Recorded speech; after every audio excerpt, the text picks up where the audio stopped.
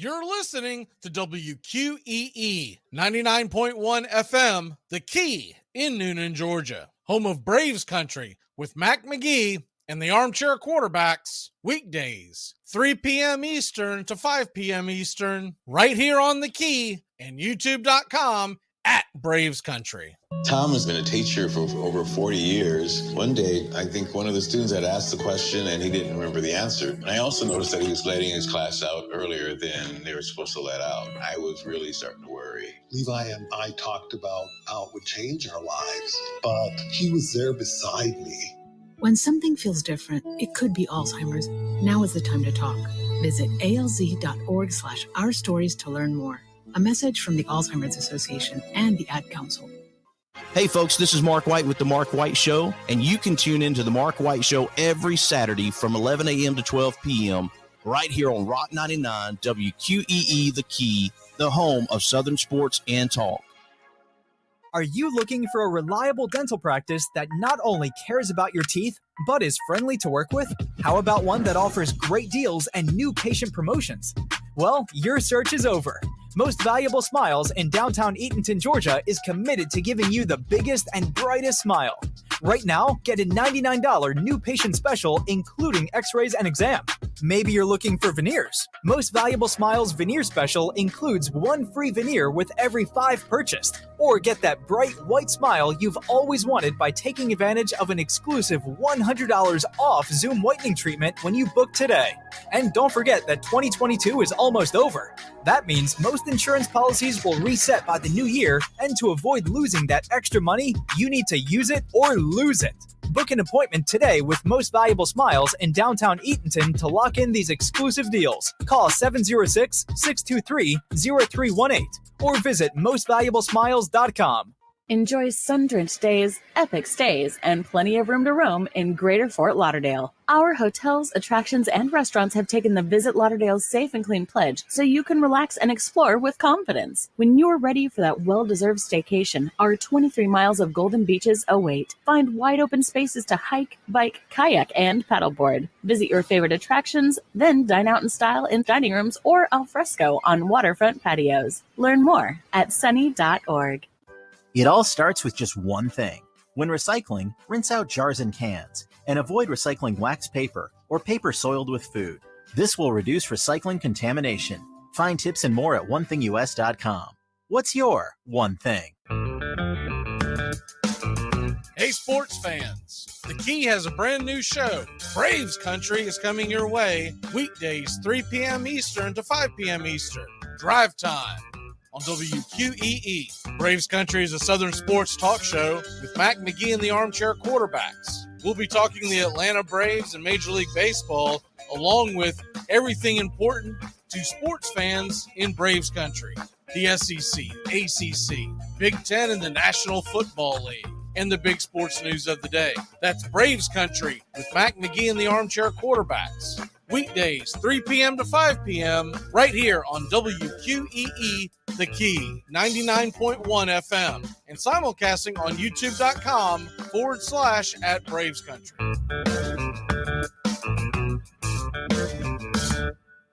At Shell, we know from the time you get up to the time you wrap up, good night, there's a lot of meetups, eat-ups, and hurry-ups. So come to Shell and get 3 things done at once. Fill up with Shell V-Power Nitro Plus to help keep your engine running like new. Save up with the Fuel Rewards program and never pay full price for gas again. And snack up with in-store rewards to save even more at the pump. Make the most of the stop you need to make with Shell and engines that continuously use Shell V-Power Nitro Plus premium gasoline. See full terms and conditions at fuelrewards.com. That's the sound of NyQuil Severe hard at work. NyQuil Severe is the best sleep with a cold medicine. No tossing and turning, just rest and recovery. So you're ready to take on tomorrow.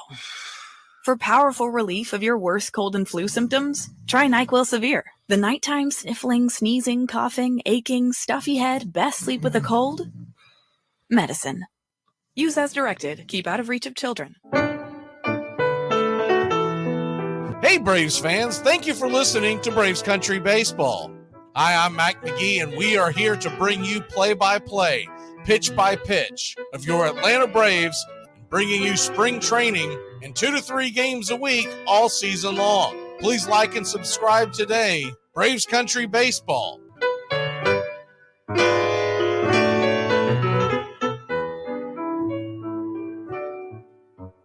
Winter is the perfect time to start planning for your healthy, pest-free spring lawn with True Green, America's #1 lawn care company. True Green's science-based approach and local expertise will help give your lawn the year-round care it needs to be thick and weed-free. Go to truegreen.com. Just call 866-946-5956 or go to truegreen.com today and get a lawn to be proud of. Hey, sports fans, it's Rod Peterson here, host of The Rod Peterson Show, inviting you to join us daily for 2 hours of Atlanta's funnest sports talk right here on WQEE. I say fun because it is. You've never heard a show like it because we make the listeners a part of the show every day between noon and 2 p.m. Eastern. You'll hear plenty of the best sports talk, including the latest on the Falcons, the Braves, and more. And who knows, you might even hear you. That's the Rod Peterson Show, daily at noon, right here on WQEE 99.1 FM. It's the best in sports and entertainment, and get locked in and locked down with Rhino Radio Penitentiary, 7 a.m. to 10 a.m. with your host, me, Ryan O'Neill, each and every morning, right here with the best in sports and entertainment, all the way from professional sports to college sports to River Dragons hockey and everything in between, including some of the very best local and national guests. It's the Rhino Radio Penitentiary, 7 a.m. to 10 a.m. Monday through Fridays, right here on 99.1 FM WQEE.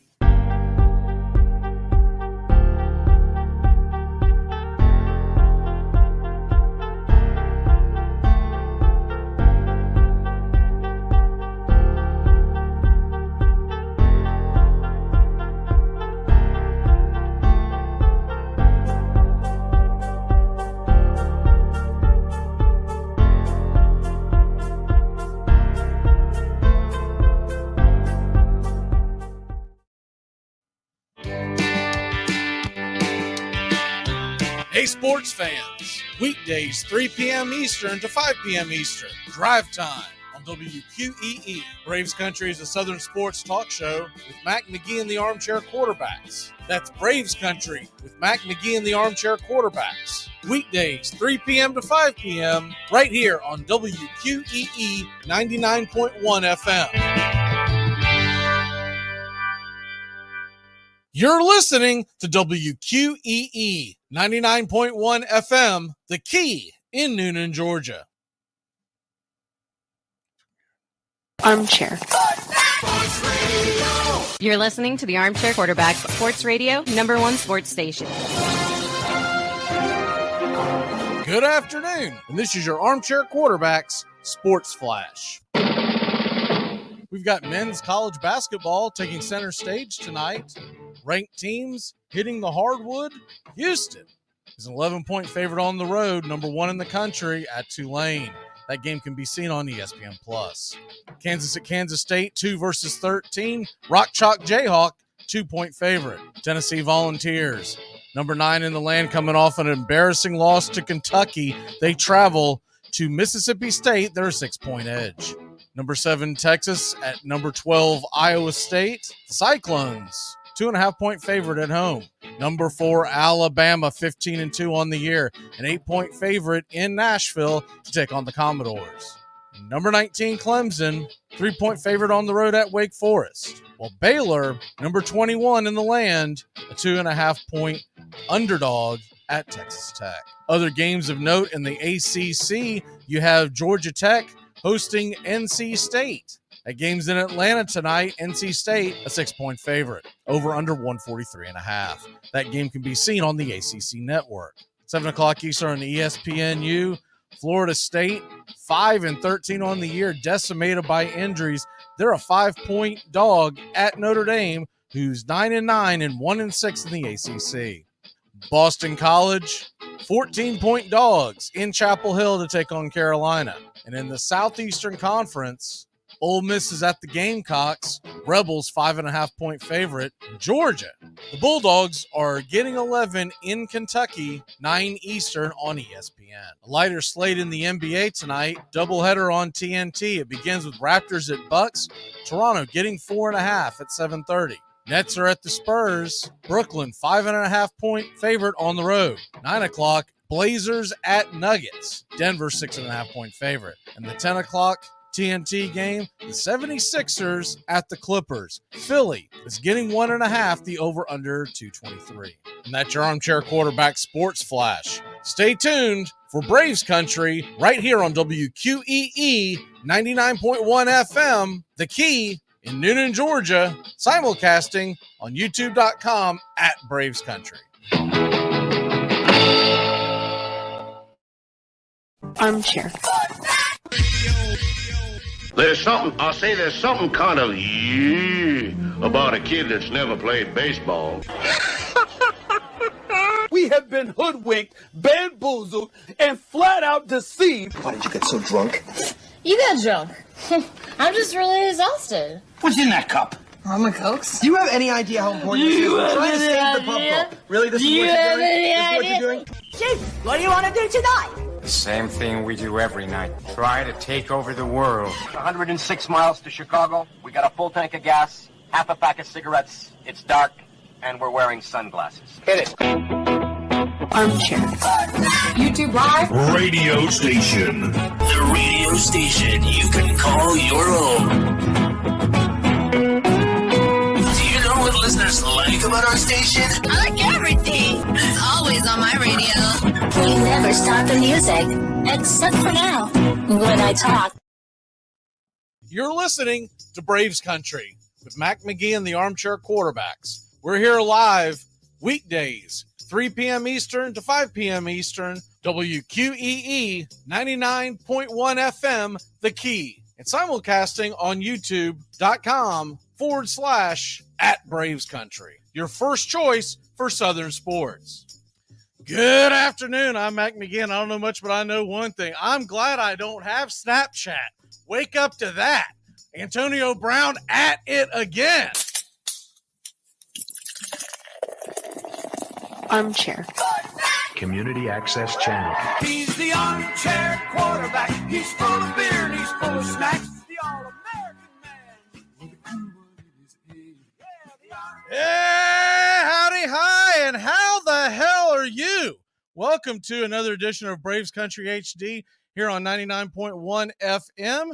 And if you're just joining us for the first time, you're waiting for Eddie Money. He is Eddie for Money. He's going to be with us in just a few moments. Just wanted to get everything settled in, then we're going to call him and we're going to get his pick and we're going to interview him and just kind of get some idea of what goes into his picks and everything.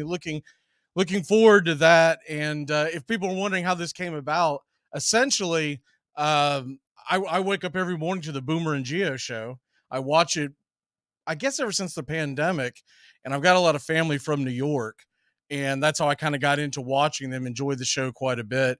And then Eddie started going on these heaters with the college basketball picks, and I knew it was a shot in the dark, but I was like, we've got to get him on. We've got to at least try to get him on, because we pretty much talk, it's primarily sports betting. Now, granted, we do more football and Major League Baseball betting, but this college basketball betting is just insane. For people who don't know what I'm referring to, Boomer and Geo comes on CBS Sports Network in the morning, but it's also a local radio show in New York City, and it's one of the most popular radio shows in the country.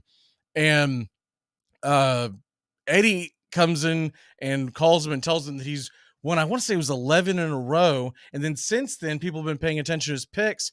He's won like 6 of 7 or 7 of 8. So long story short, to my knowledge, he's missed one in about the last 18 picks.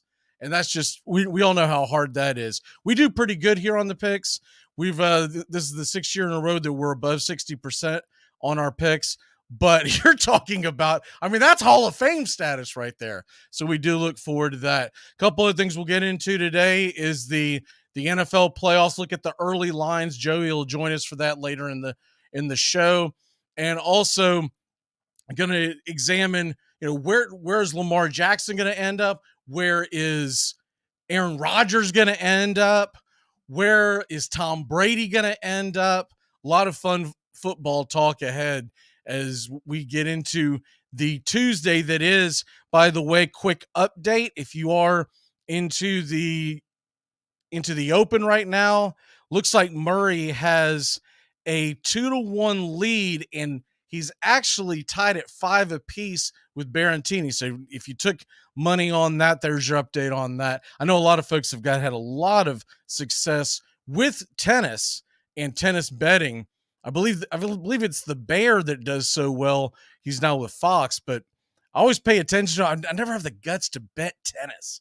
I mean, I'm like, I don't know what I'm doing. I used to play it years ago. I don't know what I would be doing. I would still be looking for McEnroe and everything. So, anyways, that is what's going on today. There's also a couple other things that we will get into, but the big thing is I'm looking at, there's some early lines in the NFL that I think you need to jump on quick, because if you wait too long, it's going to be a situation. Now, you got games tonight, the college basketball games tonight, and it's a full slate. So I'll be interested to see. I don't know what Eddie's pick is. He said he was going to wait to tell us today. So I'm looking forward to it. I'm sure a lot of y'all who are tuning in have been following him and playing his picks, and it's been a lot of fun. I don't put a lot of money on it, but I know some of y'all probably do. I'll throw $5-10 because I don't really know. I don't really know of too much when it comes to these minor college basketball games. I get into college basketball essentially the day after the Super Bowl, like a lot of folks start getting wound up for March Madness, but I'm a baseball guy. I'm a college football guy and an NFL guy primarily. And looking forward to the new baseball season. I know there's some New Yorkers out there. The whole New York thing, I've got family that still live in New York, and my mom grew up in Brooklyn. She grew up a Brooklyn Dodgers fan. Long story short, that started my fandom for baseball. And so I am an Atlanta Braves fan. That's why it's called Braves Country, and we're in Braves Country. But if the Dodgers ever move back to Brooklyn, I'd be hard-pressed not to jump on the Brooklyn Dodgers bandwagon, because that right there is essentially what put together my parents years ago. My dad was from the South, but he liked the Brooklyn Dodgers. My mom was from Brooklyn, and away you go. Looking at some of the lines real quick, just give you an idea of what's going on in the NFL. If you're looking at the early lines, I do find it interesting and a little shocking that the Chiefs line went down from 9.5 to 8.5.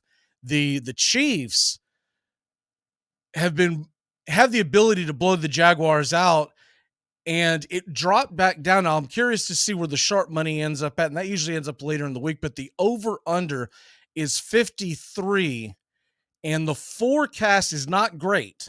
The forecast is not great. Right now they're projecting it to be somewhere in the 40s and a possibility of rain. So I would continue to monitor that. But we got that last week. Remember last week, for those of y'all who tuned in Saturday, we were going all in on the under of Seattle and San Francisco. There's no way they're going to score. And then what happens? You turn on the TV and it's sunshine's bright. They got parasols. They're sunbathing, and they're scoring point after point after point. So I'm a little hesitant on that. The one that I do like right now as far as taking the points, man, Giants plus 7.5. I feel like that's going to be a really close game. These divisional games, we've seen it game after game after game, not the San Francisco-Seattle game pending. And when you get game after game after game, these divisional games are absolutely usually, slobber knockers. And so the thing that I'm looking at is when you get into a divisional game like that and you got Giants and Eagles and they're saying 44 degrees, not looking for precipitation. We'll see how it plays out throughout the week. I'm wondering if that over at 48 is a little high. Now, I know the Eagles are explosive, and we know that, right? But, man, I'm feeling more like a 44 or somewhere in that area. Was looking at the numbers last night. I mean, 24-20, but I do like the Giants on that plus 7.5 right now. We'll get more into that later. Buffalo's a 5-point favorite. That is a 3:00 game, CBS on Sunday. A little interesting on that. And the over there is 48. I think a lot of folks are excited about that game and the Kansas City game. The tickets will go on sale tomorrow at 10 a.m. for the teams. Okay. For the teams at 10 a.m. tomorrow for here in Atlanta. If Kansas City plays the Bills in the AFC Championship game, remember it's going to be played in Atlanta. Those tickets go on sale tomorrow at 10 a.m. For the general public, they're saying it's going to be 10 a.m. on Friday. So we keep an eye on that.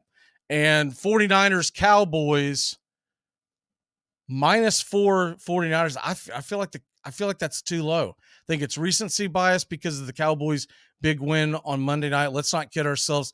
They are not going to move the ball like they did on Tampa Bay in San Francisco. They're also going to be coming off of a short week, Monday to Sunday, and San Francisco is going to have a long week to prepare. 4 points seems extremely low. If you're taking the points and the Cowboys, you have to believe that the Cowboys are going to win the game. You can't be thinking that this game is going to come down to a field goal because the 49ers offense, when it gets going, Purdy just doesn't have to do much. He just kind of moves the ball, hands it, jet sweeps, quick pitches. We're going to take a quick break. When we come back, we'll get Eddie on the line and get us college football picks. Keep it right here on WQEE Atlanta and Braves Country HD wherever you stream. Been all over the world, beat them all. And it's hard to believe, isn't it? Really hard to believe that so much man could be wrapped in such a good-looking package. Hey, sports fans, The Key has a brand new show. Braves Country is coming your way weekdays 3 p.m. Eastern to 5 p.m. Eastern. Drive time on WQEE. Braves Country is a Southern sports talk show with Mac McGee and the Armchair Quarterbacks. We'll be talking the Atlanta Braves and Major League Baseball, along with everything important to sports fans in Braves Country.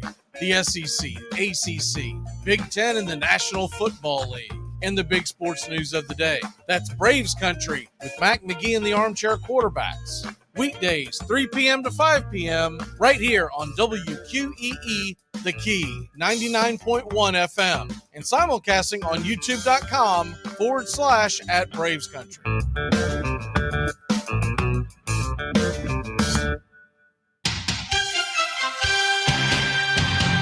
Hey y'all, I'm Mac McGee, and you don't want to miss as we cover the entire NFL on Armchair Quarterback Radio. 12-0 Chicago Bears. If they could go all the way, they would be 19-0. The last undefeated team in pro football history, these Miami Dolphins. 72, 14-0 regular season. After the Super Bowl, they were 17-0 for a third down and 6. Cooper, Moore, and Clayton. Out of the way. Into the arms of Clayton. Oh, and are things going right for the Dolphins tonight? 42-yard touchdown, batted into the air at the line of scrimmage. This is vintage Monday Night Football. Final seconds ticking off. Bears will not go undefeated. What a victory for the Dolphins. And Dan Marino reigns supreme once again. Is this the suicide talk or the nickname talk? The nickname. George, what is that? It's nothing. It's got no snap, no zip. I need a nickname that makes people light up. You mean like Liza? T-Bone. But there's no T in your name. What about G-Bone? There's no G-Bone. There's a G-Spot. That's a myth. T-Bone, the ladies are gonna love you.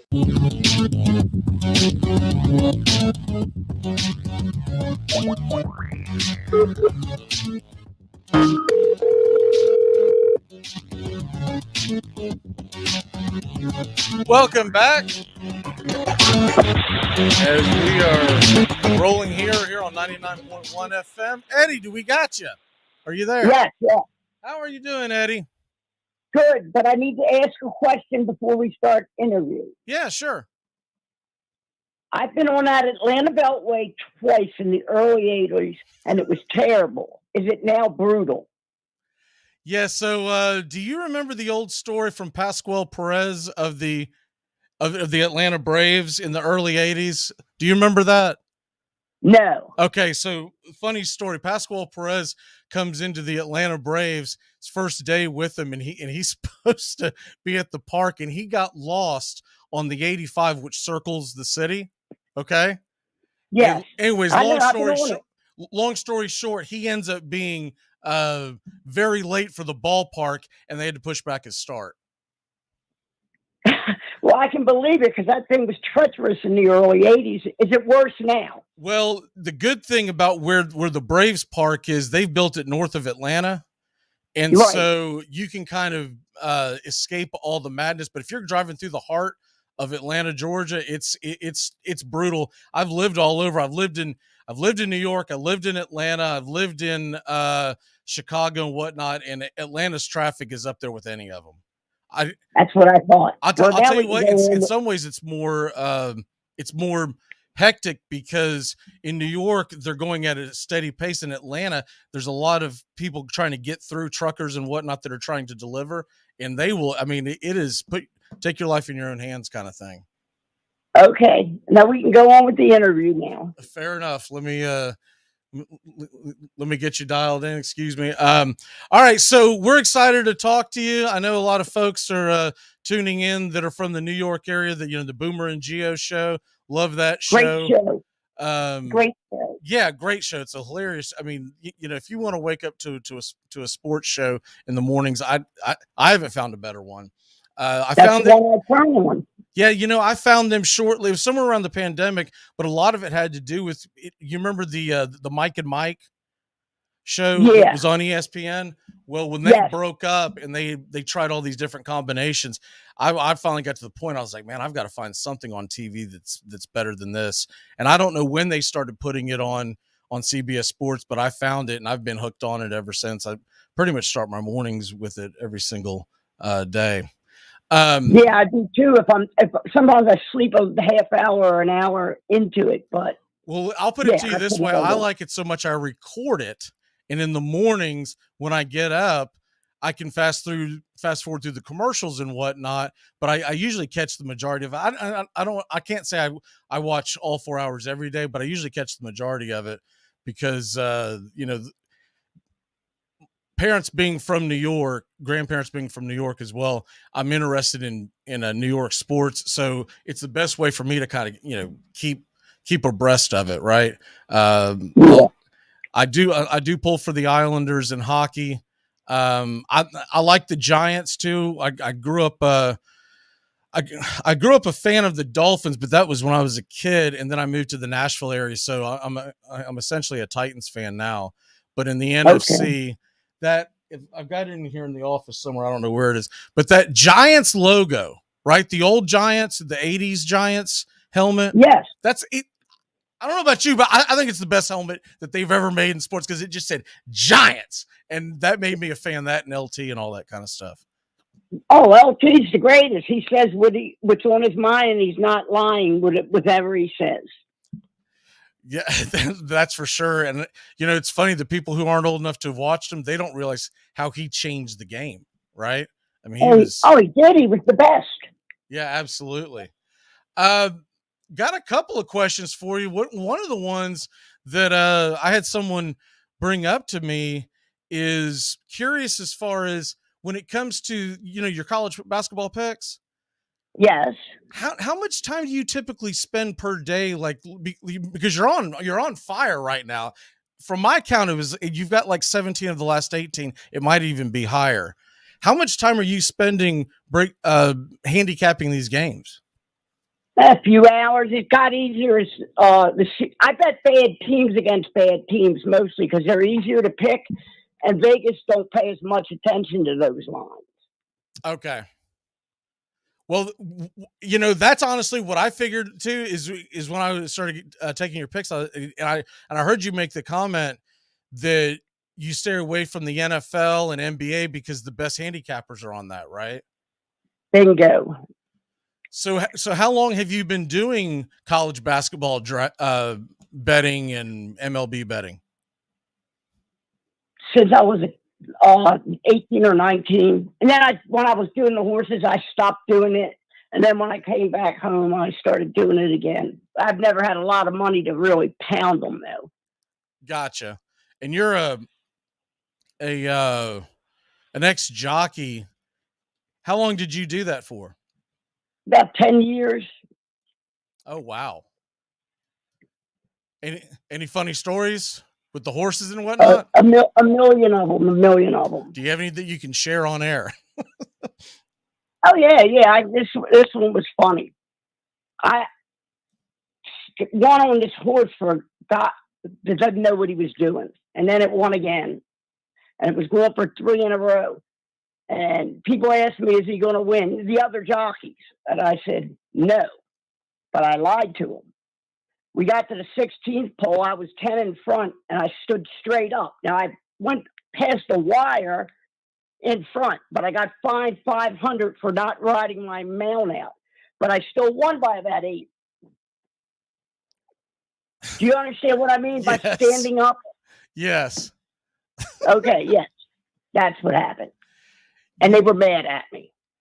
I saw you tweet the other day that you're taking your dog out for a walk. What kind of dog do you have? Little Min Pin. Okay.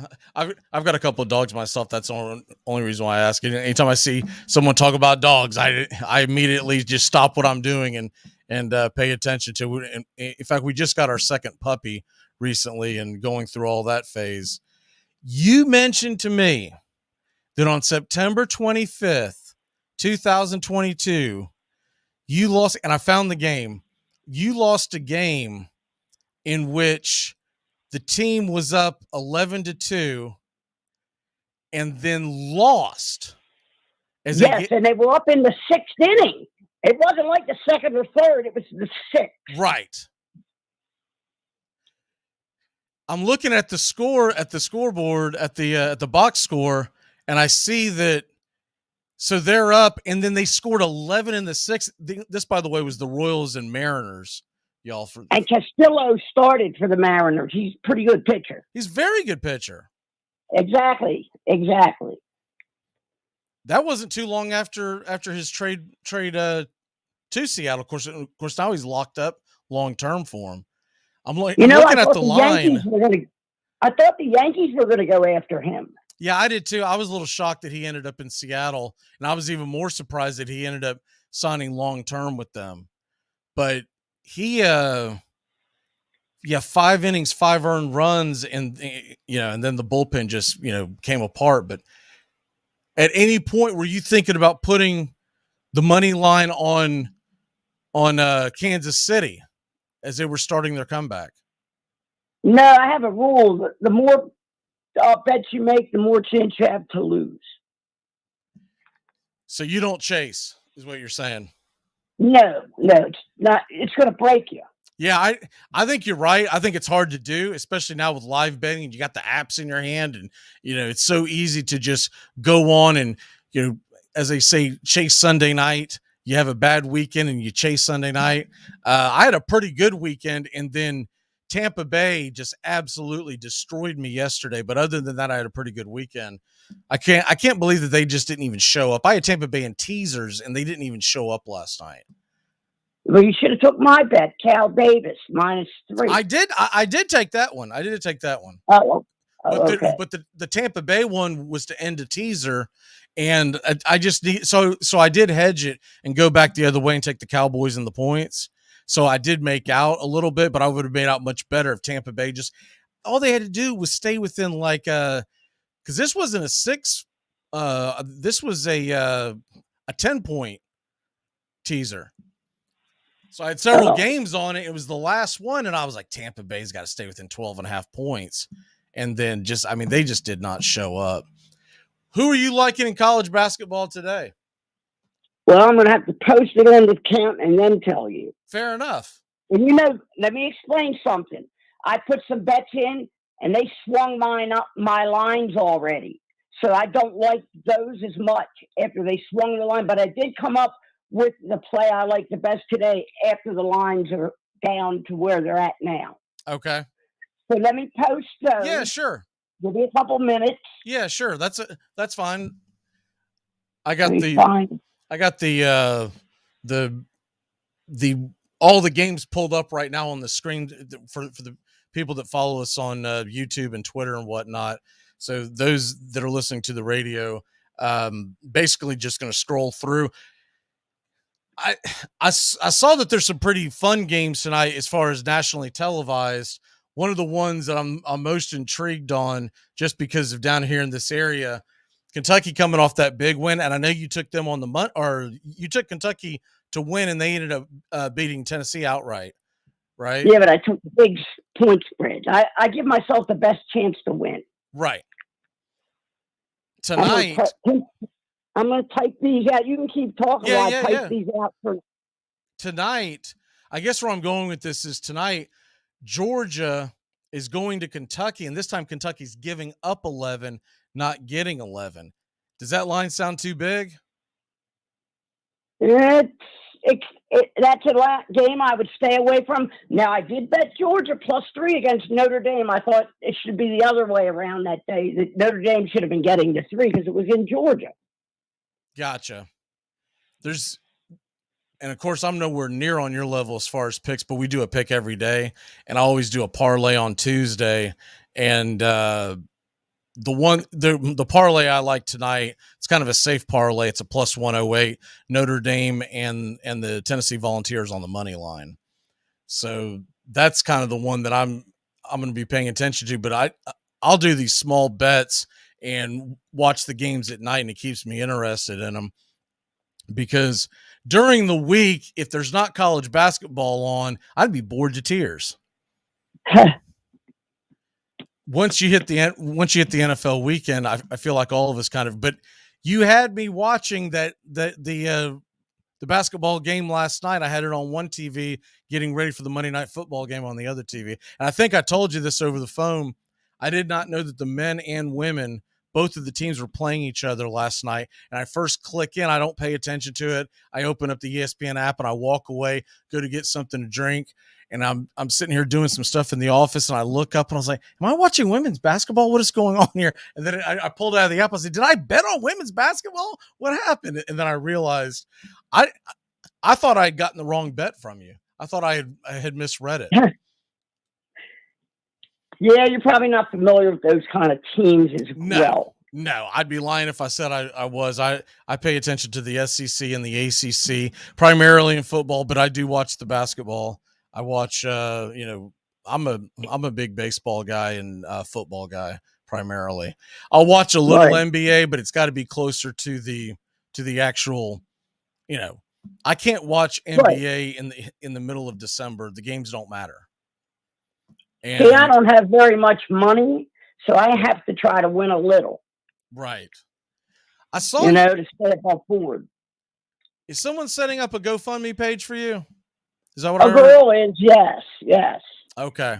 Well, I highly encourage anyone to follow Eddie on Twitter. It's at Eddie, the number 4 money, and give what you can. Because he's doing everybody a service with all these picks. There's another game. Now, my dad graduated from Florida State, so I'm a big Florida State guy. Yes. And they are terrible this year. They've gotten hit with injuries and the suspensions. I want to say the kid from suspension's coming back soon, but they are at Notre Dame tonight. And I know Notre Dame's not that good. They're like 1-6 in the conference. Right. But I don't think this line is big enough. It is -4.5 and -5, depending on what you get. I feel like Notre Dame's going to win that game pretty easily. I think Notre Dame improves at home, but they're not the greatest team.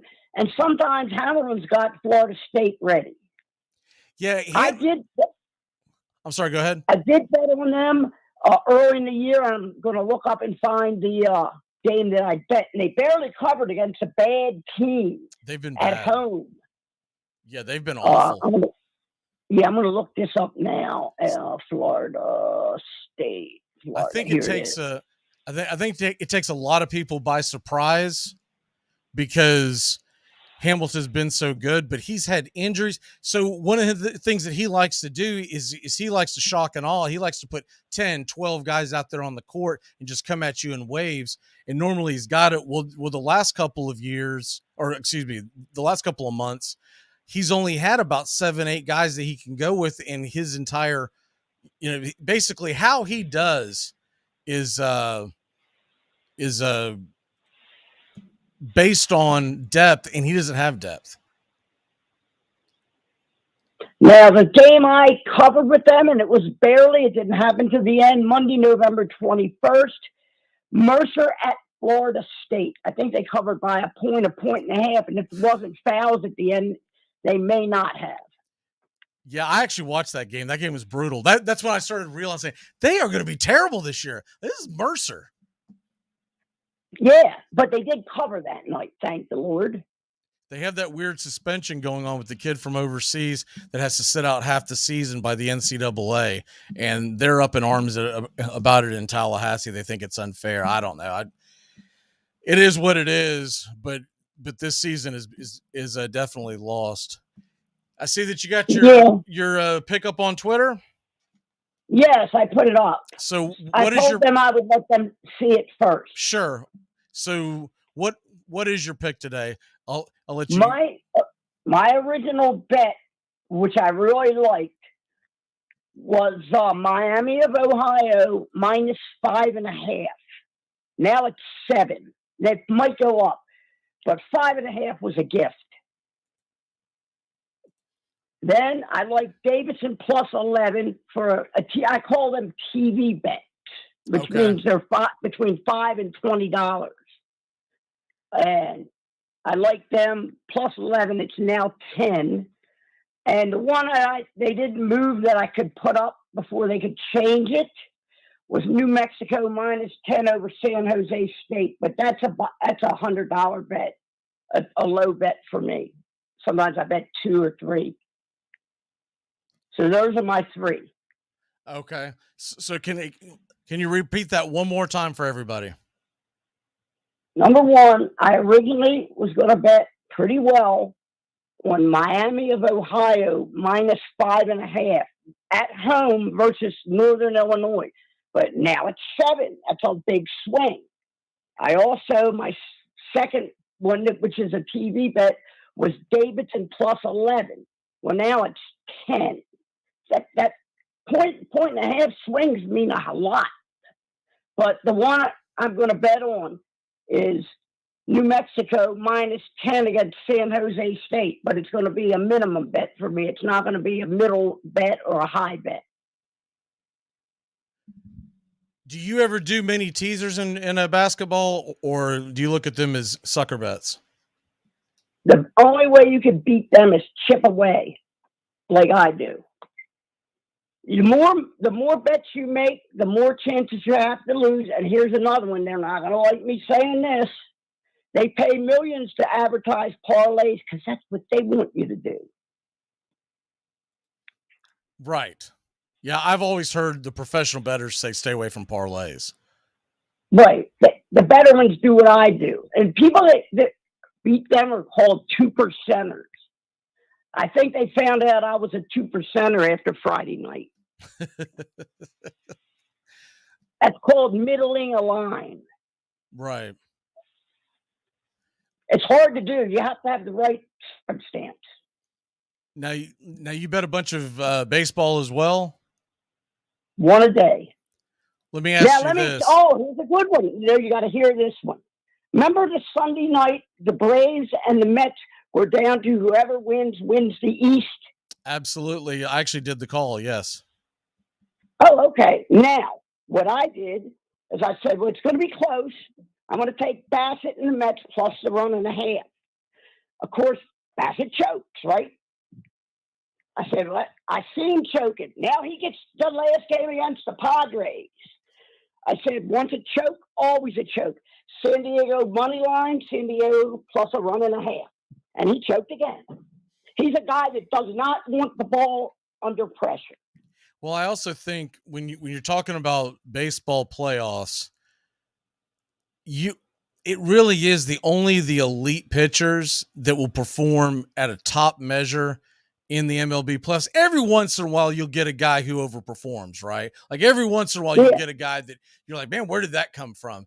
But typically, you pretty much have to lean on your bullpen, and you've got an ace or two. Some teams have three, and with Bassett, he's not really a frontline guy. He's a 3, he's a 4. I don't think he's a 5. I think he's a 3 and a 4. He's a 2 on a minor, like, he could be a 2 or a 1 on Kansas City. But when you're talking about the Mets, he's a 3, he's a 4. And when you have to lean on, the biggest thing that I thought that was strange about that entire deal was when Buck Showalter started Scherzer over DeGrom, because he was trying to get the Mets through the first 2 games and win. He basically got caught looking ahead. And well, he screwed it up with the Orioles at a playoff series one time and brought the wrong reliever in. Exactly. It was years ago, but I can't remember who they were playing, but he apologized after it. Yeah, the guy ended up pitching for the Yankees down the road. I want to say it was 2015. But he didn't go to his, right. He didn't go to his close. And so, I mean, all in all, I think Buck Showalter is a really good manager, but I just feel like he outmanaged himself in that situation where, man, you go ahead and you start DeGrom on Friday, you're going to get that win like they did. And then you figure out one more win between Saturday and Sunday and get DeGrom ready for what would have been game 2 of the series. And that's how you have to look at it. When you start trying to plan ahead, Showalter was basically trying to get himself a 1-0 lead going into Saturday and hoping he didn't have to pitch DeGrom, and it could be Scherzer, it could be Bassett, and then have DeGrom on Tuesday for the Dodgers. But the Dodgers, we all saw how they fell flat again.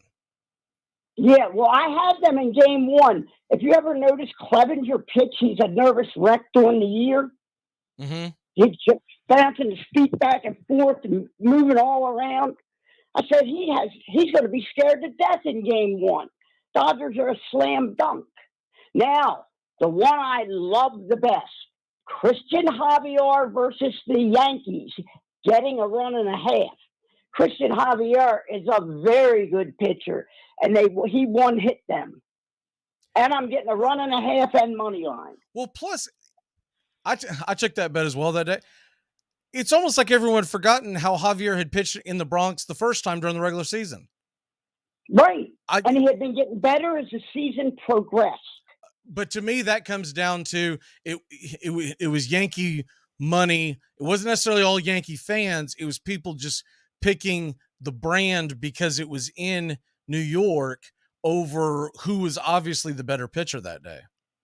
Yes. Now, as far as baseball, I give a home park.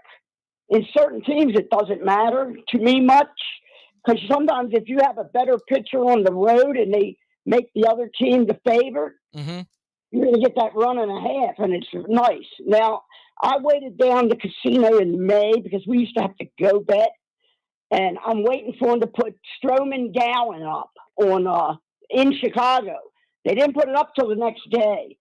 I found Gowan early in the year. I knew how good he was just by watching film. So I had to go back down there and bet the money line and plus 1.5. Of course, he won 3-1.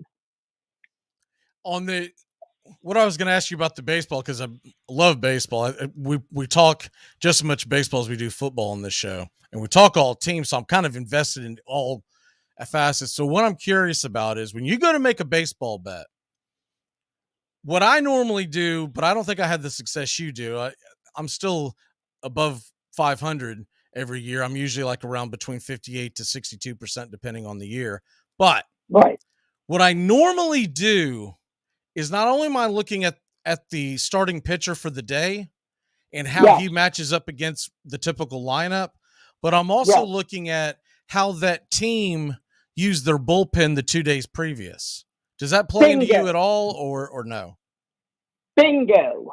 Okay. Bingo means, you know what bingo means. Right. Yeah, bingo on that one. You have to look at that. That's very important. You know, if they've used their best bullpen players up and they're stuck with the scrubs the next day, you got to factor that in a lot. Yeah, I've told people for years, I said, look, if you want to get into betting baseball, get yourself 2 or 3 teams that you're going to bet all year, right? Just 2 or 3 teams. You can also you can always go outside your comfort zone, but I'm saying grab 2 or 3 teams that you're going to pay attention to all year long. And if you're paying attention and watching the box score, watching the game, et cetera, you're going to get a feel for why they probably won't win on Wednesday, but they won on Tuesday. Because if you watched the game and you saw them just deploy their bullpen, for instance, the Mets, if the Mets go out and use their closer a couple of times in a row, I'm probably going to go and see what kind of line I can get on them the next day, because in a regular season game in the middle of June, you're probably not going to use your closer 3 days in a row. No, you're not, usually. Now, they think this run is good now. I had a similar run when the college basketball season started. That was even easier because I had to look at who left and who came in the transfer portal. Now, I made a bet on Duquesne -3.5. It opened up -5.5 against Montana. And of course, we had to go there, and I'm in line. The guy said, "Who do you like?"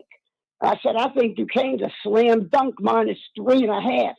And he said, "Well, Montana was good last year." I said, "Well, that was last year. They were up by 40 at one time."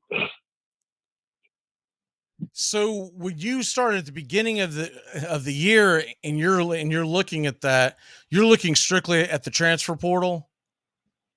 Who left and who came in. Okay. That way, all right, Montana had 2 people leave.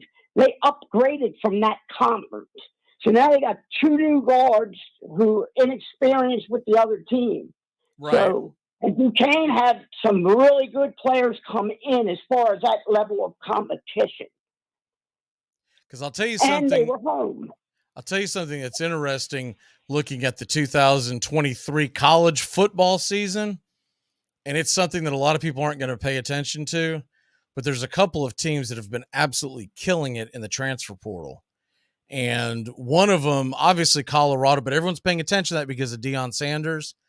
But Florida State is absolutely crushing it this off season, and they'll probably have a pretty high over under. Last year, I got it. Their win total was 6. They won 10. So, you were on easy street by late October. Yes. Well, I also did one future bet on the Lions to win 6 games this year. And after they started out like that, I said, darn, that was a dumb bet. I thought they would win more than 6, and then they came through.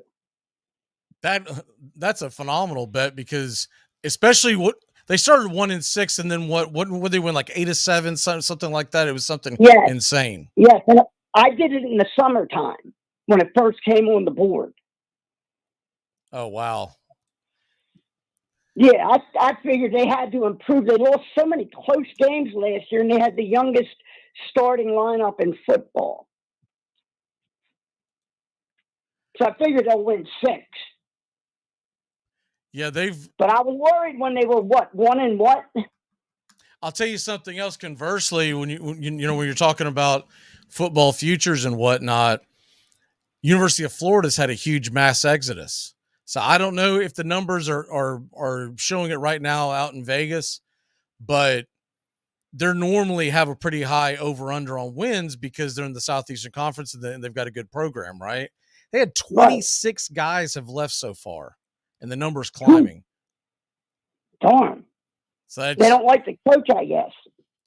Well, I mean, with the new NIL deal, it's kind of the Wild West out there. And yeah.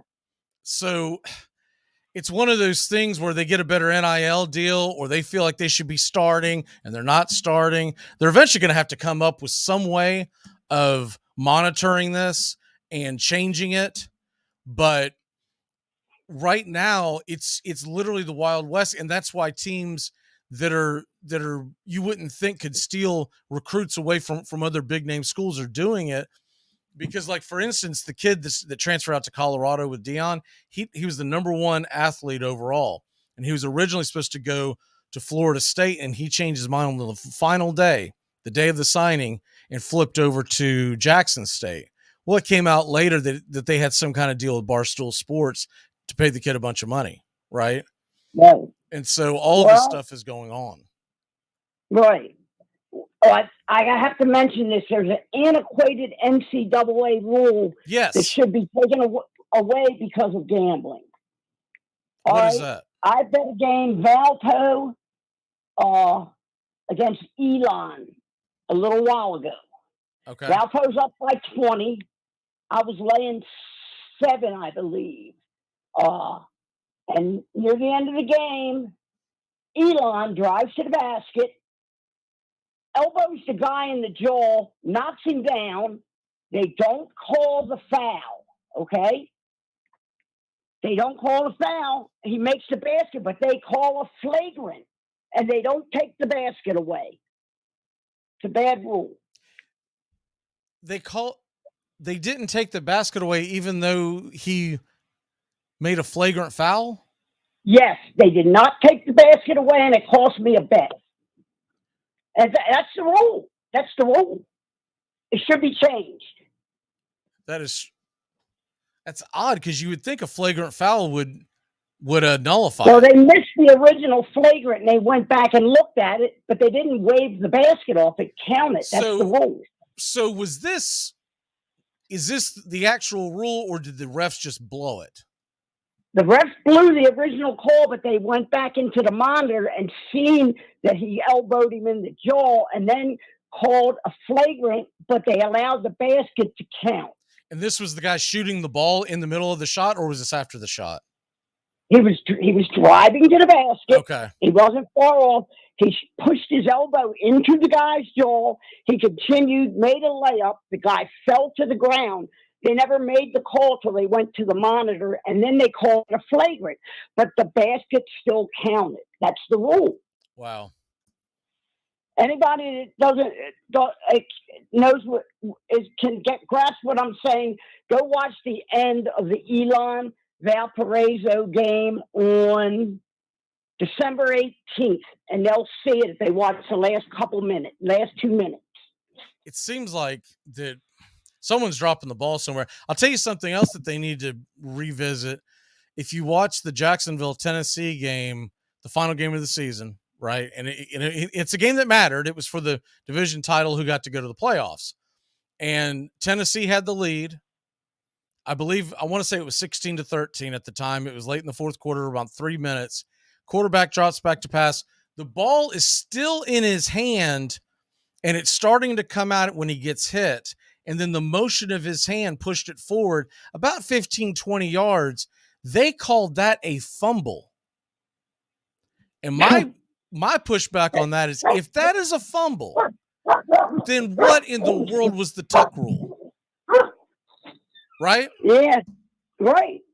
If you push the ball forward, it doesn't matter if you have the ball securely grasped in your hand. If you push the ball forward, it's a forward pass. Because if you did the same thing, let's say that it was in the middle of a kick return or whatever, and you batted the ball forward, they would get you for illegal forward pass. Right. And that cost a team a division title. Because I'll tell you what, it costs a lot of money in Vegas too, because Jacksonville goes on, they hit the playoffs, and then they just absolutely kill them the next week on the Chargers. That guy that put $11.4 million on the Chargers money line when they were up. I'm sorry, $1.4 million when they were winning, and then he ends up just trying to win $11,000, and then the Chargers blew it. Let me say something about a guy that's getting paid stealing my tips. Okay, I thought he was a radio guy, so I was sending him my picks, and some of the games he went against me, and he went on to that. I don't know how to work the Twitter that good, right? So he went and did a private message so they couldn't see his name, and I threw him picks for over 2 weeks, and I know he was using them. to get paid acting like it's him. I get nothing, and he gets it all. His name is Adam Trigger. It takes all kinds, doesn't it? Yeah, and he doesn't call up and say, let me send you 100. No, he's greedy. Right. I hate to hear that, Eddie. You seem like a good guy, and it's been a pleasure talking to you. Anytime you want to come back on, you just let us know. Open door policy here with Braves Country HD. We always give people a walk-off before they leave. Basically, your final thought for the day. What's your final thought for the day? I wish Miami of Ohio would have stayed -5.5. I'm jumping on that on the break. I don't care what the line is. You've been clearing. That's what people understand is that he takes Kentucky plus 11. Kentucky was getting 11. They outright win the game. This isn't like Rutgers plus 8.5 over Purdue, the number 1 team in the country. It was a beautiful matchup Rutgers way. I can't wait to see you in action come baseball season because that's my wheelhouse. I love baseball. I do some play-by-play and whatnot, and I absolutely love baseball, and I can't wait to see you in action in baseball because college basketball, it's keeping me entertained in between football games. But when baseball hits, man, that is my – but I'll tell you what, the ESPN Plus viewership has got to be going skyrocketing on some of these random games that you're picking because I've watched more ESPN Plus in the last week and a half, however long it's been, than I've watched in probably 3 years of having it. I think the night I middle of the line, they probably thought I was some kind of a moron that I couldn't do it. Well, you definitely proved them wrong. Well, yeah, and I'm still broke. Well, hate to hear that. Like I said, anybody that can give to your PayPal, we're going to try to help you and promote that. You have a great rest of your day and take care of that dog. And hopefully we see you in the future. If not, I'll be paying attention to your bets. All right. Thanks, sir. Have a beautiful day. You too. Thank you. Bye. That was at Eddie, the number 4, at Eddie for Money on Twitter. Yes. College basketball guru. If you're not paying attention to Eddie for Money, you don't know what college basketball can be fun. So we're going to take a quick break. When we come back, Joey's going to be with us, and we're going to be talking the NFL, some of the lines that we got. And believe it or not, we are over 60% for the year on football, and we're going to try to keep that going. We'll be back in a flash here on Braves Country HD, 99.1 FM, The Key, and Braves Country HD, wherever you may stream. Now, I'm not saying I've never driven drunk because I've drank so much in my life. Now on the back of my driver's license, there's a list of organs I need. It's the best in sports and entertainment, and get locked in and locked down with Rhino Radio Penitentiary, 7 a.m. to 10 a.m. with your host, me, Ryan O'Neill, each and every morning, right here with the best in sports and entertainment, all the way from professional sports to college sports to River Dragons hockey and everything in between, including some of the very best local and national guests. It's the Rhino Radio Penitentiary, 7 a.m. to 10 a.m. Monday through Fridays, right here on 99.1 FM WQEE. How to improve your dining room by the Home Depot. New wood floors, new paint on the walls. Sure, you know us for that. But how about a new dining room table, matching chairs, bar stools? How about free and flexible delivery with easy online returns? Now you can explore decor in a whole new way. Save now on furniture. Everything for your home. Everything from HomeDepot.com. How doers get more done. We live in a world now that welcomes and nurtures the screwball in all of us. Hey, it's a new decade, people. Time to get a little nutty. Treat yourself to Screwball Peanut Butter Whiskey, a smooth flavor that combines two of America's favorites, peanut butter and American whiskey. So no more social awkwardness. Time to embrace who you truly are. Get out there and make friends. And be sure it starts with Screwball Peanut Butter Whiskey. It's available nearly everywhere. Learn more at screwballwhiskey.com. Please enjoy responsibly. Hey folks, this is Mark White with The Mark White Show, and you can tune into The Mark White Show every Saturday from 11 a.m. to 12 p.m.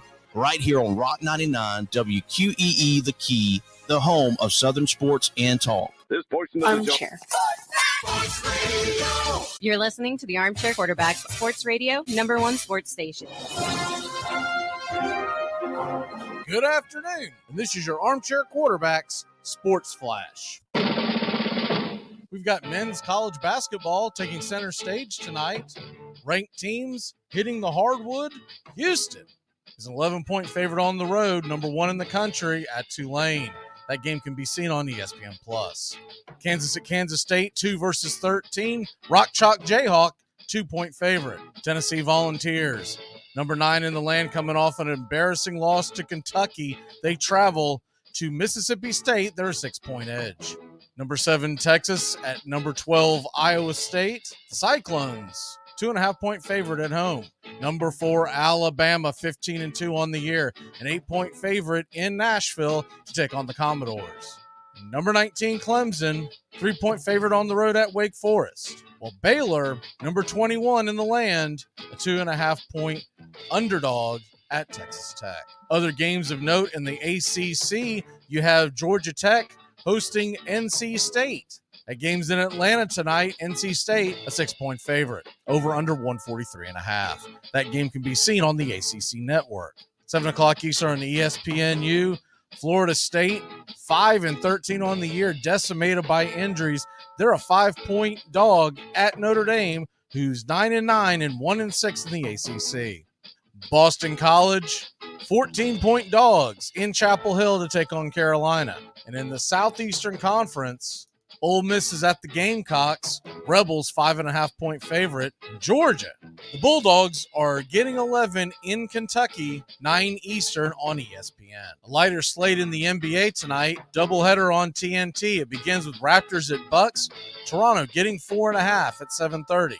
Nets are at the Spurs. Brooklyn, 5.5-point favorite on the road. 9 o'clock, Blazers at Nuggets. Denver, 6.5-point favorite. And the 10 o'clock TNT game, the 76ers at the Clippers. Philly is getting 1.5, the over-under 223. And that's your Armchair Quarterback Sports Flash. Stay tuned for Braves Country right here on WQEE 99.1 FM, The Key in Noonan, Georgia, simulcasting on youtube.com at Braves Country. Shenyang, a performance that truly matters to every one of us, is coming to the Columbus River Center for the Performing Arts, January 17th, one night only. Shenyang brings 5,000 years of civilization live on stage through choreographed dance, music combining Western and Chinese instruments in an animated backdrop. Come and see it at least once in your lifetime. Tickets at shenyang.com/GA. It's the best in sports and entertainment, and get locked in and locked down with Rhino Radio Penitentiary, 7 a.m. to 10 a.m. with your host, me, Ryan O'Neill, each and every morning, right here with the best in sports and entertainment, all the way from professional sports to college sports to River Dragons hockey and everything in between, including some of the very best local and national guests. It's the Rhino Radio Penitentiary, 7 a.m. to 10 a.m. Monday through Friday, right here on 99.1 FM WQEE. You're listening to WQEE 99.1 FM, The Key in Noonan, Georgia. Hey, sports fans. Weekdays, 3 p.m. Eastern to 5 p.m. Eastern. Drive time on WQEE. Braves Country is a Southern sports talk show with Mac McGee and the Armchair Quarterbacks. That's Braves Country with Mac McGee and the Armchair Quarterbacks. Weekdays, 3 p.m. to 5 p.m. right here on WQEE 99.1 FM. Or you think you're tough picking on an old man? Maybe you'd like to try taking on somebody your own age. You got any kids? Welcome back.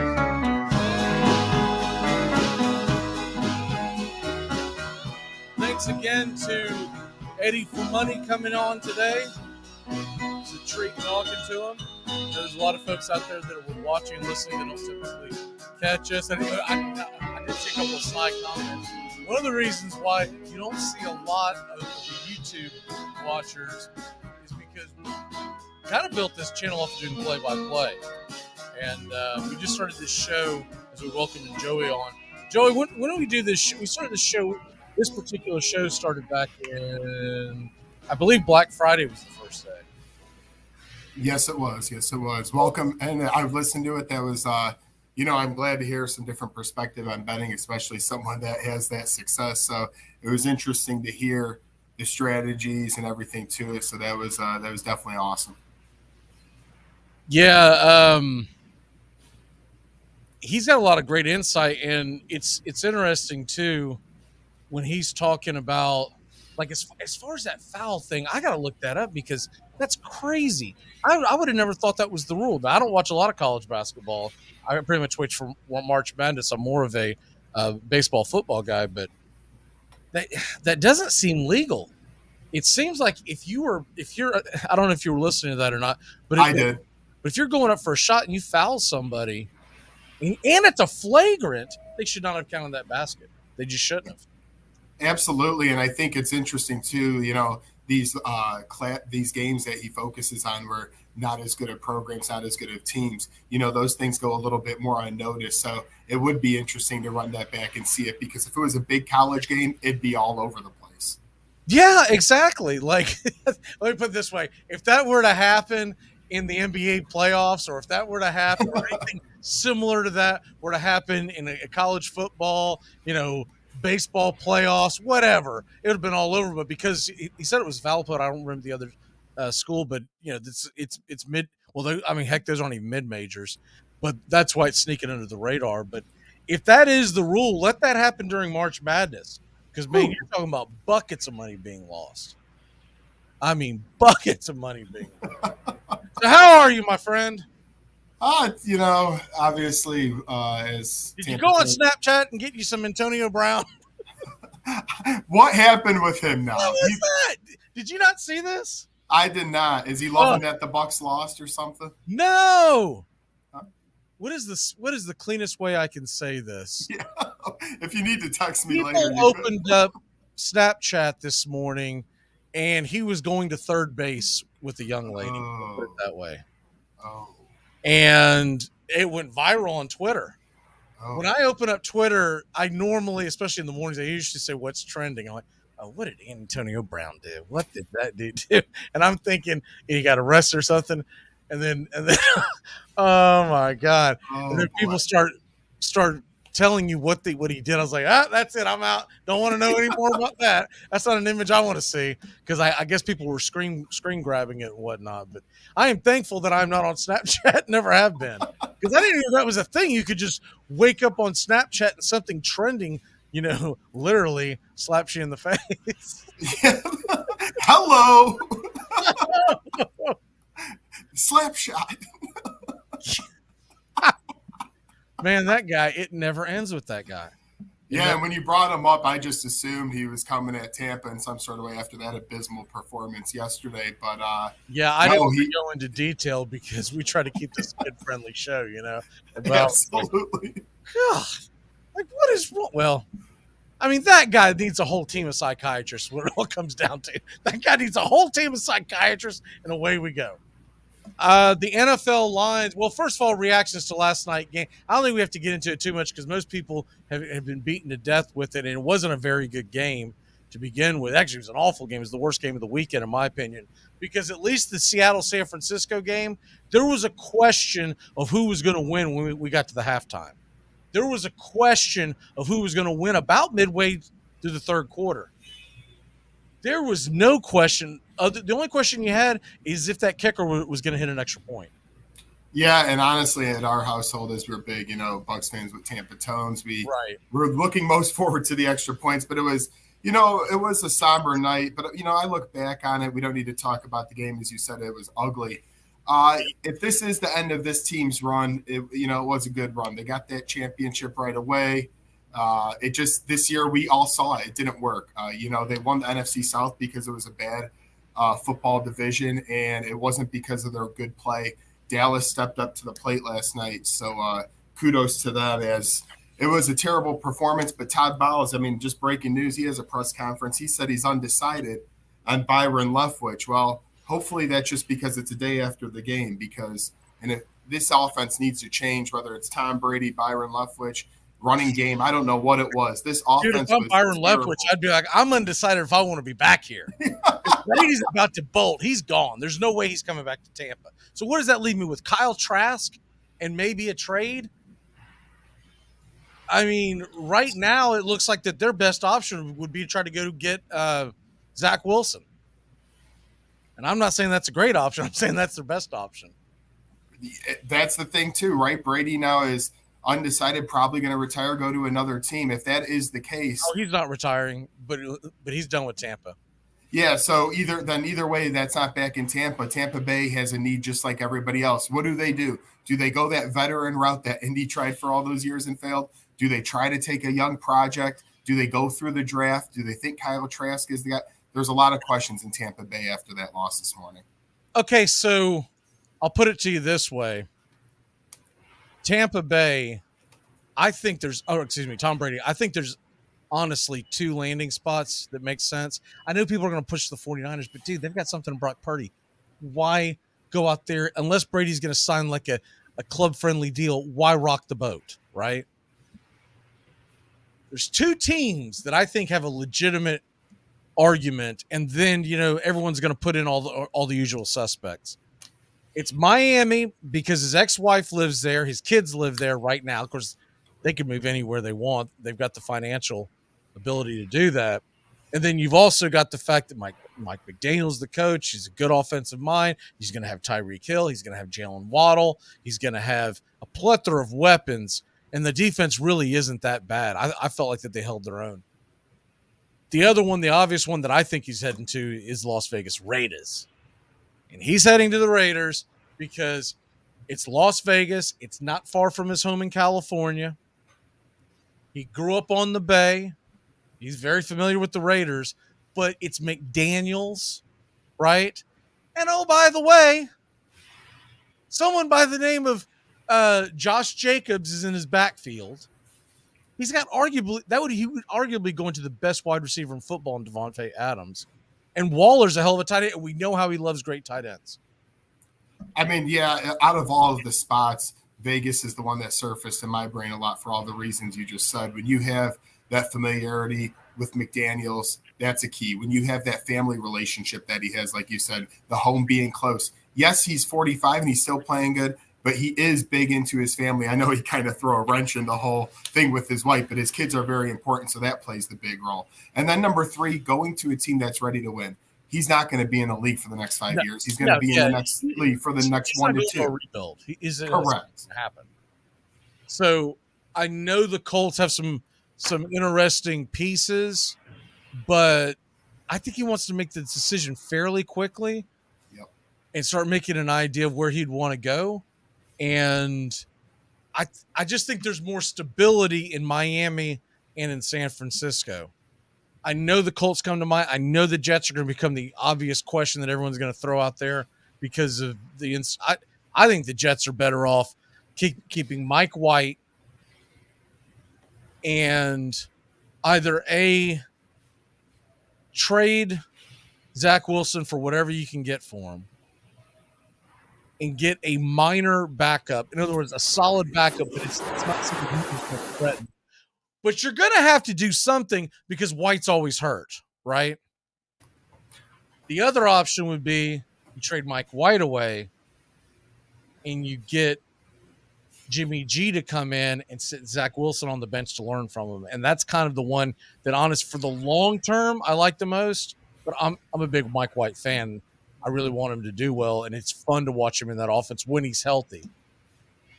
Yeah, and the way this NFL offseason goes these days, quarterback movement happens a lot more than it used to. We're going to see Derek Carr on the move, Tom Brady on the move. Like you mentioned, Zach Wilson, Jimmy Garoppolo. There's going to be Lamar Jackson. Who knows what will happen? There's just so much QB movement these days that any team that needs one is going to go all in, whether it's the draft, trade, free agency. Yeah, and Vegas in general is just set up well to be able to set up a good team in the offseason. And then the other thing that everyone's obviously they're already talking about Aaron Rodgers. Where's he going to go? I mean, a perfect landing spot would be for him in the Jets, but what would they have to give up? And then you got to deal with Aaron Rodgers. He's kind of a prima donna. So you want to deal with that? He's aging. But the Lamar Jackson thing to me is interesting because he sent out that cryptic tweet yesterday. Did you see that? Absolutely, I did. So basically, without saying it, I think he said that he probably could have played if he wanted to. You know, I have such a problem with, and not to cut you off, but I have such a problem with that cryptic message for many reasons. Number one, to your point, he said he could possibly play. Number two, he's just pretty much backdooring the Ravens without putting the name in there because that's the only way to put it on the internet. We all know what you're trying to say. If you have that much of a problem, to me, either don't put that on there at all and say it to the franchise's face, or come out and just say it, because this in-between game makes him kind of look bad when he does it, and it's irritating to me. Yeah, and it's becoming more and more popular to do that, right? Correct. So it's just one of those things, man, that it's a new generation. Look, you know, they do these kinds of things for attention. Right. And it's not just Lamar Jackson. No. All the guys. I mean, what about this past year when Kyler Murray took all the Arizona Cardinal stuff down off his, you don't just accidentally do that. Right? Yeah, like that saying when people say they butt dial these days with the new phone. It's like, we know. Okay. Yeah, or oh man, my sister still does it. She's only a couple of years older than me, but I told her I was about to put you in a home. I mean, it happens at least two times a week, if not more. And I always think something bad's going down. Oh man, something happened with mom. Something happened with, her. Yeah, because we don't talk that often. We will talk on the holidays. We'll text her, but as far as phone calls, they don't happen. Phone calls are a big deal in 2023. Well, yeah, I mean, usually. Yeah, I've got like 2 or 3 friends that I would say I call pretty regularly. Yeah. But other than that, yes. And none of them am I related to. I feel you. As our Red Sox guy there on Monday's team says, he used to have this T-shirt when we were in college, and it said, I wish I could relate to the people I'm related to. I thought that was a great T-shirt. Amen to that. Going into this weekend, though, you got so the early lines to me are interesting, really interesting, and you're looking at the first game. Well, you know what? Since we're just talking about the Cowboys demolishing the Bucks, let's go ahead and do Cowboys 49ers. It's the last game of the weekend, but it's the one I'm looking forward to the most. There's a part of my youth that's in this game. Now, I was never a 49er Cowboy fan per se, but just like Celtics Lakers, just like Yankees Red Sox, I feel like you got to pick a side. So I typically pick the 49ers. And I'm looking forward to this game because it's like a rivalry renewed, right? And it's in San Fran. I know it's in Santa Clara now, but to me, it's always going to be Candlestick. It's now a 4-point spread. It's gone up and down a few times today. 3.5, 4, 4.5. I even saw one, but I just refreshed. It's down to 3.5. Now I grabbed it at 3.5 this morning. I don't see where the Cowboys are going to hang with them within a touchdown. I just don't. Tell me where I'm wrong. The only thing is if you're going off of just yesterday's game, because the Cowboys for the last month have been pretty abysmal. Dak Prescott had 8 straight games with an interception, all to your favor. Now, if we just look at a very narrow glass, I guess you look at the Tampa Bay game, even though Tampa played really pretty much poorly this year for the most part. Dallas had right. And Dallas played their 8-9. They won the worst division of football. I know it was by a hair. The AFC South had quite the argument. But the Mike Wilkes led Panthers were in it till week 17. That there was a lot. I mean, interim coach, that division was just flat out not good this season for the entirety of it, as every team went under 500. But the only point I'll make for the Cowboys is, hey, maybe they found something here what they did this last game. That being said, San Fran's defense is going to be all over them. They're not going to play this umbrella coverage where they let the tight ends and T.Y. Hilton take over the whole middle of the field. They're not going to give Dak Prescott all day. So I find it very hard pressed Dallas with a much tougher opponent and place to play in San Fran this week. Yeah, I'm looking. It's a night game. It's in San Fran. I know it'll be 3:30 out there. That place is going to be rocking. They're coming off a short week. I'm not saying I wouldn't. There's no circumstance I would take the Cowboys. I just feel like the line should be a lot bigger. I mean, they lost to the freaking Commanders the last week of the season, and they wanted to win that game. It wasn't like they benched Dak and the boys, right? I would have thought it'd be about 6 points. Yeah, it's definitely higher than what it's at now. I would have put it at least 6. Yeah, I'm a little shocked that it's not closer to a touchdown. That's where I'm at on that. As far as the over-under goes, I feel like it's probably about right. It's 46.5. I don't think I'm going to touch the over-under on that game. I don't have a strong feeling for that. If I was going to do anything, I think I'd go over because San Fran has given up some points. And Cowboys, not counting last night, when they were just man-eating that offensive line, they've given up some points, right?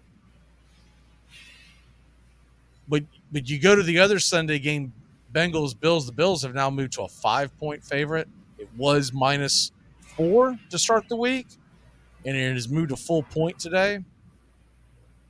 That over-under is 48. And I think we're going to get another situation where it would be even worse if Von Miller was healthy. We're going to get another situation. Joe Burrow's not going to be able to get that offense down the field because he is getting killed. And that offensive line, and I know they shore it up this past offseason, but once again, injuries have got them. They lost the left tackle again. I don't see how the Bengals, and they were my pick to go to the Super Bowl. But watching what I saw Sunday night, I don't see it.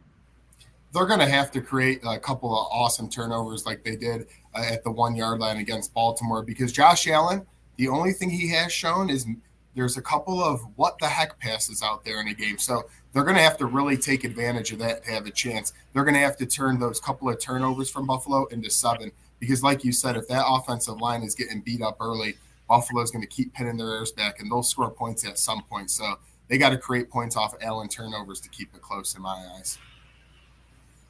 But see, that's the thing. If you're betting, you can't bet on Buffalo just fumbling the ball away, right? Right. To me right now, the Sunday plays for me right now. We'll see. I'm really waiting for some of these lines to settle in, but I mean, one of the better lines would be a teaser. Bills would take it to +1, and then I mean, if you wanted to really shade your odds, you do a 7-point teaser. You're not going to get as much back, but it would take the Bills to +2. But the important thing is you would get the field goal and the hook with the 49ers. Here's another thing that's going to factor into that Dallas game. That kicker, man, he's going to cost him some points. I'm not betting on any team that you can't rely on him to hit the extra point. I couldn't believe what I was watching yesterday. He's lucky it didn't come down to, the Bucs offense was so putrid. It didn't come down to that, obviously.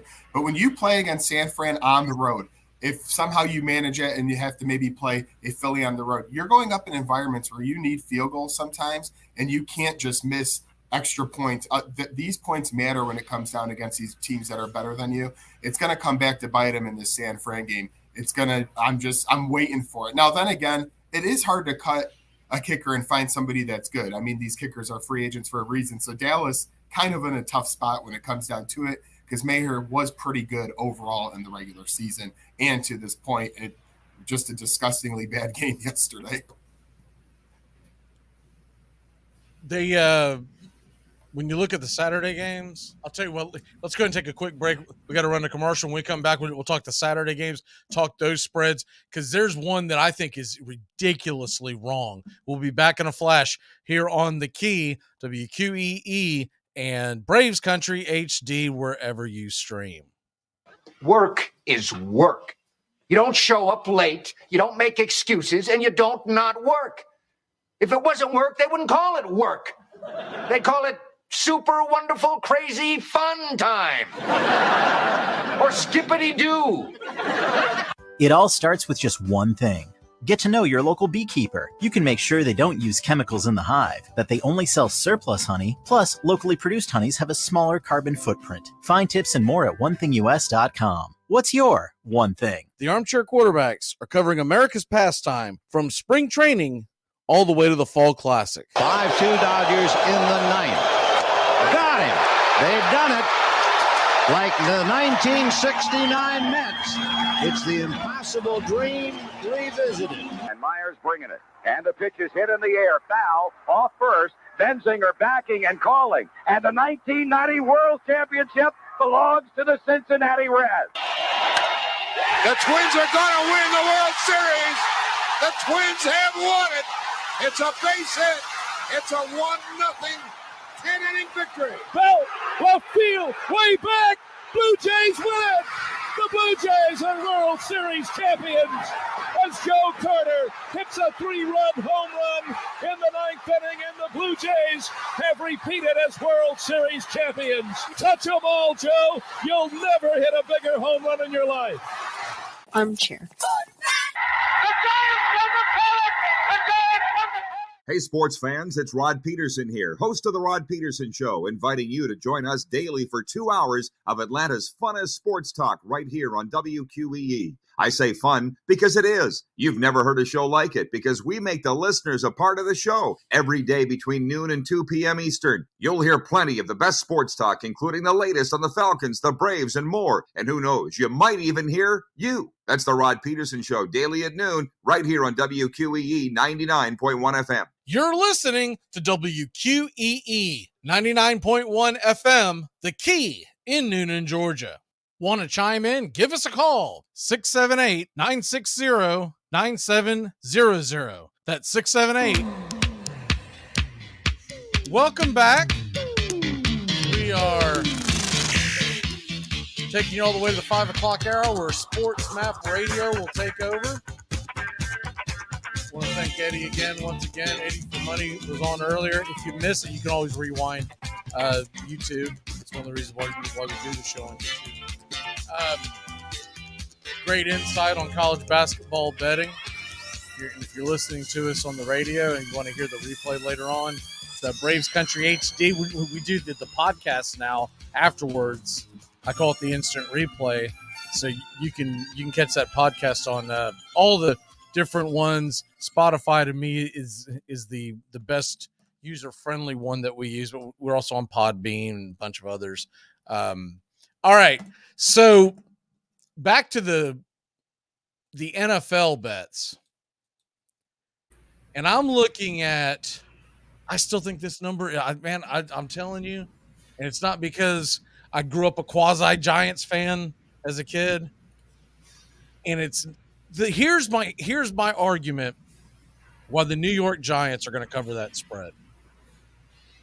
In the last 5-6 weeks, the Philadelphia Eagles, and you have to take this into consideration,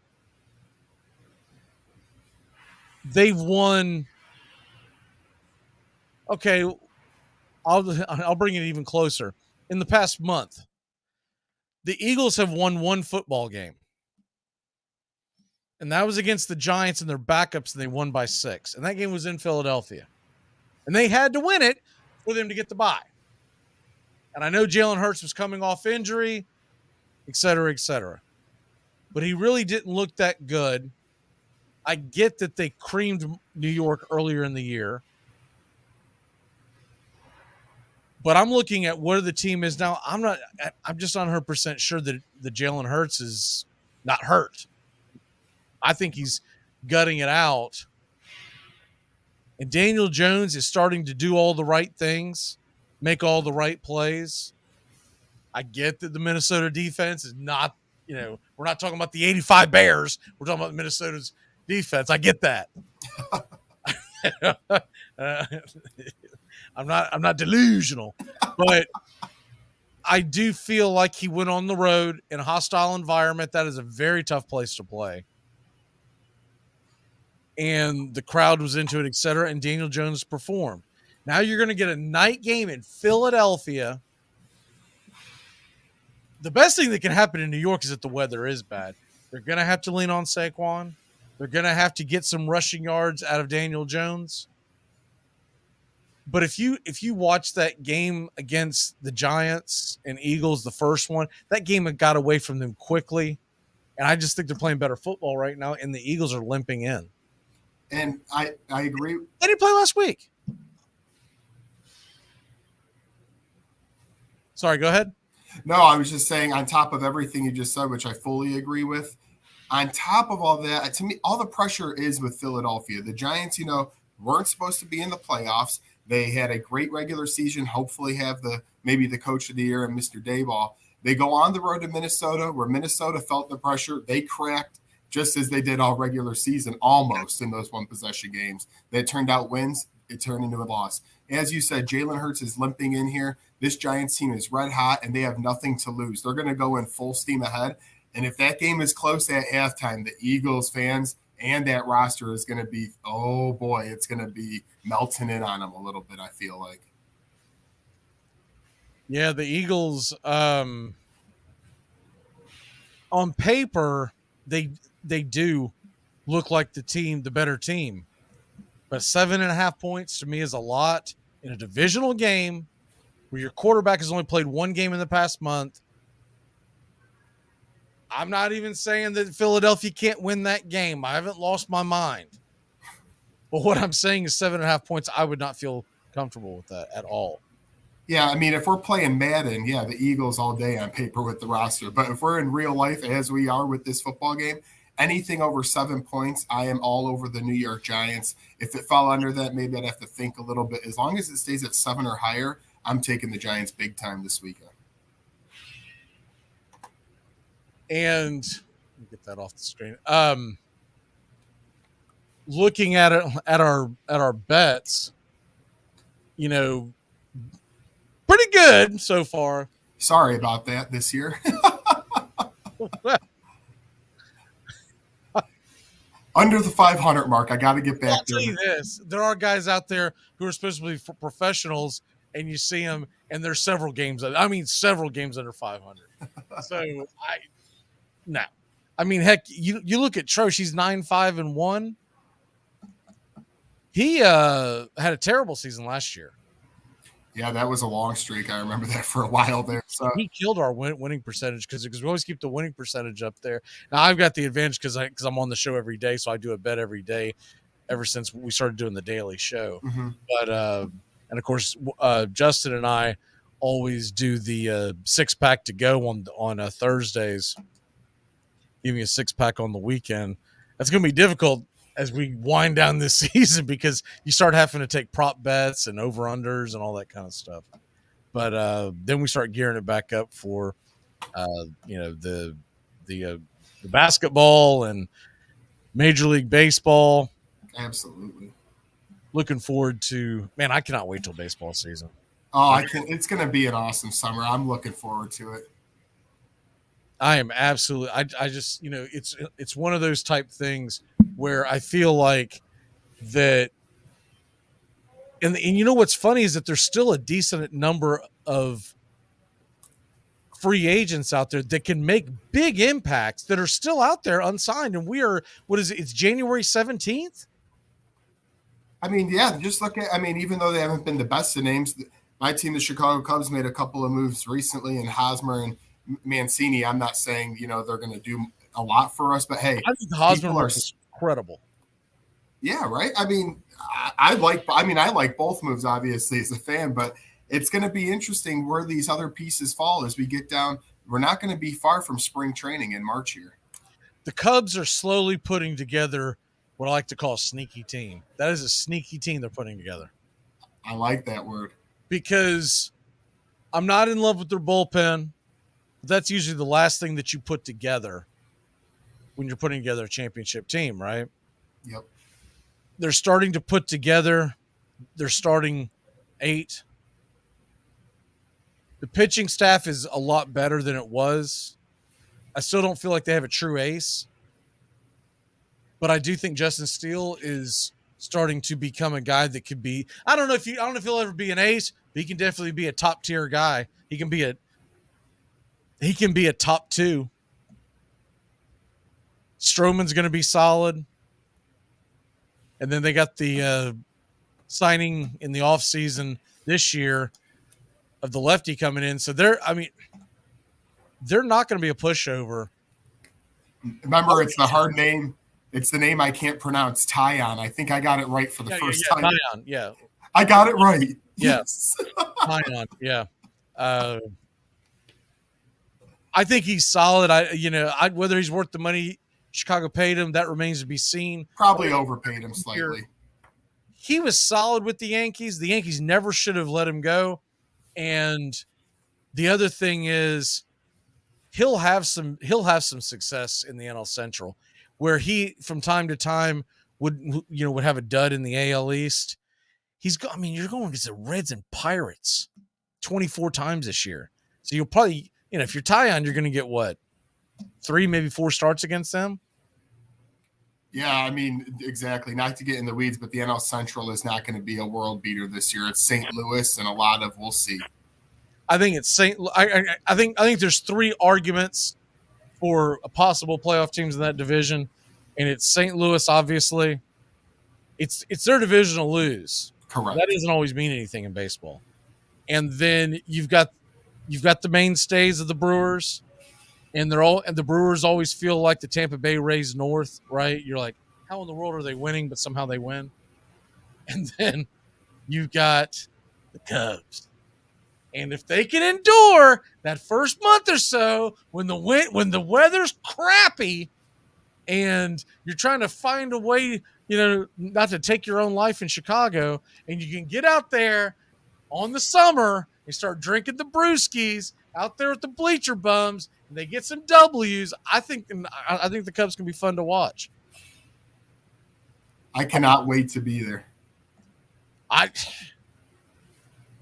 Why can't they look? You know what's going to make the difference between the Cubs making the playoffs and not making the playoffs this year? They've got to dominate the little guy. They've got to go out and get the wins against the Reds, against the Pirates, and all the other little ones, because they're going to have their hands full when they play the big boys, not just in the NL, but remember, everybody's playing everybody this year. Yep. So they're going to have to do all that, but if they can just dominate the little guys, the Cubs are going to have a chance. Absolutely. You're going to have to battle, unfortunately, when you come to teams in your division, including the Braves, the Phillies, and the Mets. That will be hard enough. In our division, when you get the Pirates, when you get the Reds, and then you go to other teams across the league, you got to sweep up on those, because if you can't beat those teams, you're not going to beat the good teams often enough to contend. So that's where the money will be made for the Chicago Cubs. And I'll tell you something else. I'm not the biggest fan of the teams that are out west going very far.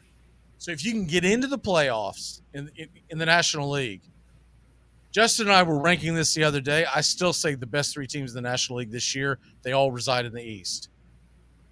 It's Phillies, Mets, Braves, however you want to rank them. It really comes down to your fandom. If you're a Mets fan, you're going to say, oh, man, we got Verlander. Let's go. If you're a Braves fan, you're going to be talking about Sean Murphy. If you're a Phillies fan, you're going to be talking about Trey Turner and all the other money that they've spent. But those are the 3. I still think the Dodgers, they didn't do anything in the offseason. That is weird. Because usually, even if they have a lot of money spent up, they find a way to spend more often than not. I feel like the Mets kind of try to take that role this year of just let's keep spending and hopefully it works out.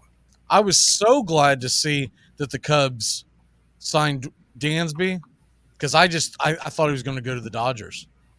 I was like, that is going to be a tough team to beat, man. And they didn't do it. Now they did. For folks might have missed this under the radar stuff. Miguel Rojas got traded over to the Dodgers this week. Over the weekend, I think. But he's sneaky good, man. Like, he is a good defensive shortstop, and he can come up with a decent amount of hits. And they'll be able to platoon when they hit the playoffs. If they haven't made a trade, they'll be able to platoon him and Gavin Lux. They're probably going to make a trade at the deadline to bring a shortstop in. But I know one thing. The rest of the National League got better because Dansby Swanson went to Chicago and not Los Angeles. Exactly. And, the way we view the AFC West in football before the season with the big horses, the Chiefs, the Raiders, Broncos, with all the quarterbacks, that NL division now, that the NL East feels like that. We got all the big boys in there. Who's going to be able to beat each other up and come out on top? I hope for your sake and ours, it's the Braves. It's going to be a fun race to watch. I'm telling you right now, man, the Phillies scare the hell out of me. Oh, my. I can't believe they added Trey Turner. I mean, I can envision Atlanta and the Mets fighting out to see seeding in the wild card because the Phillies are just, man, they are good. They're going to be good. I still think the better pitching top to bottom is in Atlanta, but they're going to score. And they have improved their pitching. Some of them you can argue, I don't know. Craig Kimbrell, I don't know. The guy couldn't even make the roster in Los Angeles for the playoffs. That's a problem. But if they can get him straight, the guy's deadly. I mean, you cannot – when he's on, he's an automatic save.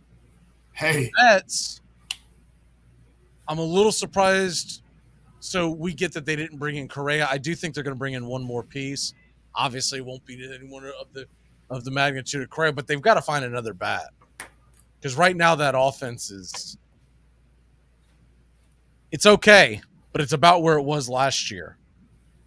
They didn't really add anything. All they did was re-sign guys. But Verlander, Scherzer, the biggest thing about the biggest question you'll have about the Mets all season long is, man, Scherzer looked good last night. Man, Verlander's dealing. And every Mets fan is going to say the same thing. You can rinse and repeat it on Twitter all year long. They're going to say, that's great, but what are you going to do in October? Yep. Because it's your two aces are over 40. That's usually not – we saw what that does sometimes last night. I wonder if they'll try to manage them at all throughout the year or just let it fly. It'll be interesting to see how they do. Like, honestly, if I'm the Mets, I don't get emotionally invested trying to win the division because of how good the Phillies are going to be, and we know the Braves are going to be good again. If I'm the Mets, I'll lay back in the weeds. I mean, yeah, if wins come to you, you're not going to throw them away. But I'm just trying to make the playoffs and make sure that those two guys are ready to roll. Because I'm telling you right now, man, that's a recipe for disaster. Just find a way to get in the dance, right? Well, that's the thing. And it is, I'll tell you what, as this goes on, teams are going to get better learning how to manage having those days off. Because I still think it affected every single team that had off. The only team that capitalized was Houston, obviously, getting to the World Series, right? But they are also a veteran team that's been there a million times. Correct. But you're gonna get these teams now, the two teams that get the buys in each league, they're gonna come up with something. I still think they need to change that, man. Season ends on Sunday. You play the playoffs directly after that, Monday, Tuesday, Wednesday, and you play the first playoff game on Thursday. Because you should not be letting the teams rest. There was no reason for the wild card teams. The season ended on Wednesday. They were off Thursday. They played Friday, Saturday, Sunday. Then they were off again on Monday. There was no need for that because then you lose the advantage. All the teams that played in that first game on that Tuesday, if you played in the wild card, your starter went on Friday. They're ready to go by game 2. But if you do it the other way around, that starter's not ready till game 3, and that's a problem.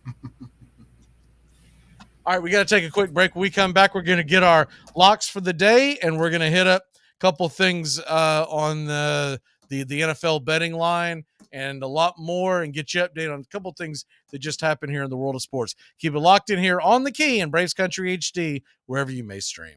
Now there's a steal by Bird. Underneath the DJ, lays it in. Right at 1 second left. What a play by Bird. Here's good news. Hey, sports fans, the Key has a brand new show. Braves Country is coming your way weekdays 3 p.m. Eastern to 5 p.m. Eastern. Drive time on WQEE. Braves Country is a Southern sports talk show with Mac McGee and the Armchair Quarterbacks. We'll be talking the Atlanta Braves and Major League Baseball, along with everything important to sports fans in Braves Country.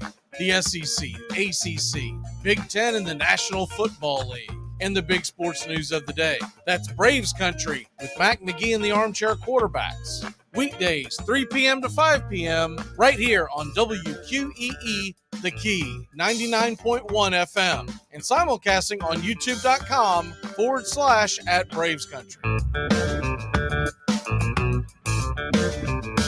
We live in a world now that welcomes and nurtures the screwball in all of us. Hey, it's a new decade, people. Time to get a little nutty. Treat yourself to Screwball Peanut Butter Whiskey, a smooth flavor that combines two of America's favorites, peanut butter and American whiskey. So no more social awkwardness. Time to embrace who you truly are. Get out there and make friends. And be sure it starts with Screwball Peanut Butter Whiskey. It's available nearly everywhere. Learn more at screwballwhiskey.com. Infinium Spirits. Please enjoy responsibly. Hey, Braves fans, the Armchair Quarterbacks YouTube channel are bringing you Braves Baseball all season long. Hi, I'm Mac McGee, and I'll be bringing you Braves Baseball play-by-play for the Braves fans out there, for all of Braves Country. So pull up an armchair and join us for Braves Country Baseball, first pitch to last pitch, Tuesday and Friday nights, right here on the Armchair Quarterbacks YouTube channel.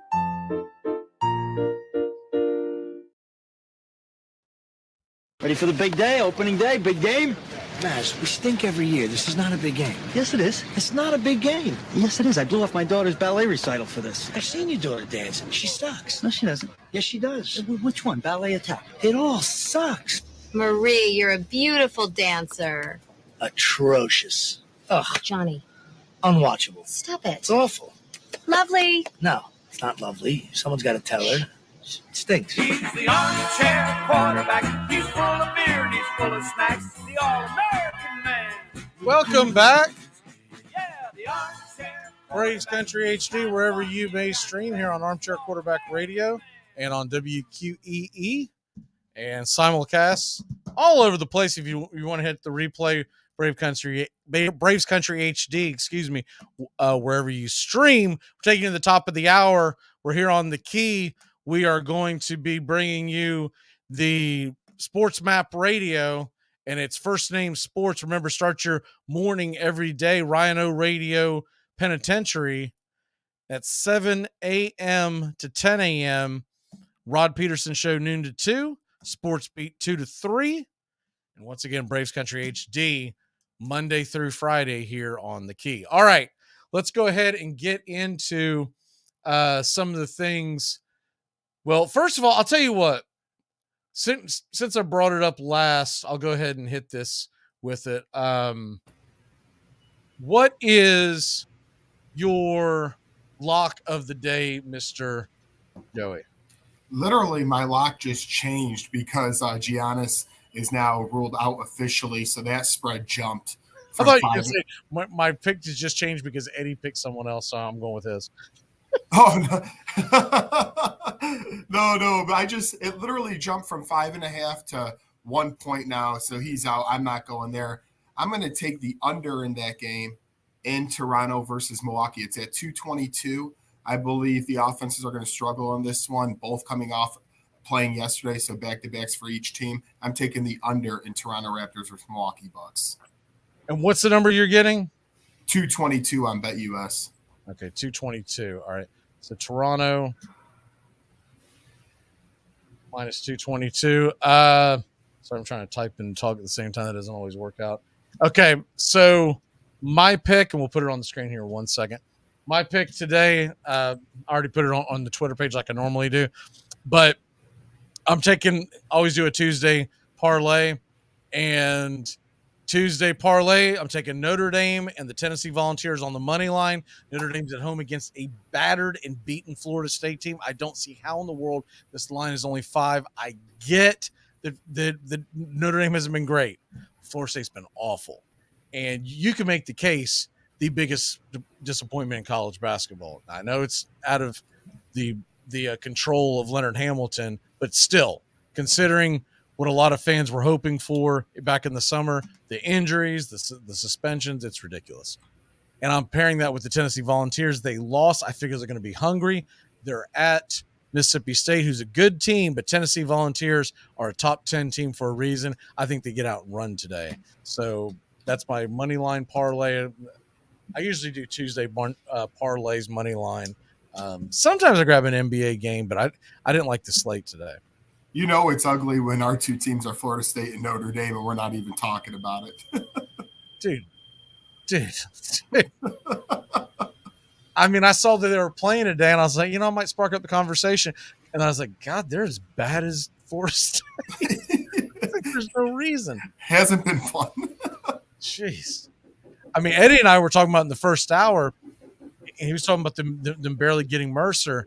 Man, they were losing to some really, really bad basketball teams earlier in the year. And this is a team that's perennially, over the last 4 or 5 years, they've been in the conversation of Sweet 16s, et cetera, et cetera. And they've just been an absolute disaster. I know they're not they're not the North Carolina Tar Heels or anything, but it's just unbelievable where they are right now. Okay, getting back into some NFL and some of the lines that are going on right now. Curious to see on the NFL the props that they do have up. It's, some of these props they put out, some they don't until later in the week. But so an interesting one to me would be the Giants' first score of the game. Giants kick a field goal plus 400. That's pretty good price to come at. I kind of like that as well. Now, obviously, you're at the mercy of who wins the coin toss. But, man, 400? And I've hit a lot of these props. Here's another one. Tell me if you like the over-under in this. The touchdown line for the game, meaning how many touchdowns will be scored by both teams, is 5.5 touchdowns. In Giants Eagles? Yeah. I'm going to go over. I think Giants showed they could move. It was a bad Minnesota defense, I know that. But at the same time, Philadelphia has just struggled a little bit over the last month. Like you said, only one win. I could see this being higher scoring. I could see six touchdowns in this game. 6 touchdowns? I kind of like the under. To me, this feels like here's a crazy one. 3.5, the over-under on field goals. That seems high. Yeah, because you know what? What is the number on the Cowboys? Oh, they don't have the props up yet. Man, I'd love to know what the over-under on field goals and that is. What are they doing? Wait, Cowboys are going to even try to attempt field goals if they don't have to. After what just went down, Jerry Jones said today that he was not going to look for another kicker to bring him in. But Mayor's got to know that he's on notice. If he has another disaster, or let me put it this way, if he's not darn near perfect on Sunday night, even if the Cowboys win, he might get his walking papers. Because that is one thing you cannot do. Here's an interesting one. Lamar Jackson, his landing spot. Saw this on Twitter earlier today, so I followed it down the grapevine or wormhole or rabbit hole, whatever you want to call it. Rabbit hole. Whatever you call it, just make sure it doesn't lead you to Antonio Brown's Snapchat. My eyes! So Lamar Jackson landing spot in the favorite. You tell me who you think. I'll give you 3 guesses on who the favorite to lure Lamar Jackson, and just rank them in your head. Which 1, 2, 3, including Baltimore. No. This is assuming that he left. Oh, I'll go Jets, Tampa Bay, and Las Vegas. So you got the Jets right. They're plus 300. I think that's the worst bet of them all. I don't think the Jets are going to go after Lamar Jackson. If you bring in Lamar Jackson, you're going to have to rebuild the entire offense. Garrett Wilson cannot run block. And you talk about a guy who's going to be ticked off at the end of the day. He's running wide open, and Lamar Jackson's missing him by 17 yards. So if you trade Lamar Jackson, Garrett Wilson's almost involved in the trade. I don't like that move. Here's the most interesting one on the board with me. This makes sense. I just wouldn't have thought of it. Number 2 is the Atlanta Falcons. Dude, the Falcons. The Falcons get Lamar Jackson. It's almost like a rebirth of Michael Vick, a running quarterback. Let's go. Right? What would happen? A franchise tag and a trade, probably? Yeah, exactly. Yeah. Okay. That's exactly what you do. And most likely the team would work out a deal with him pre-trade, say, look, we're about to trade for you. So what numbers are we looking at, right? But I love the idea of him going to Atlanta. He played college in Louisville, so that's really not that far. The fan base would go crazy. And they've got, can you imagine Lamar Jackson, some Kyle Pitts? You'd actually have a Kyle Pitts sighting in fantasy. Because Lamar Jackson loves him some tight ends. I love that one.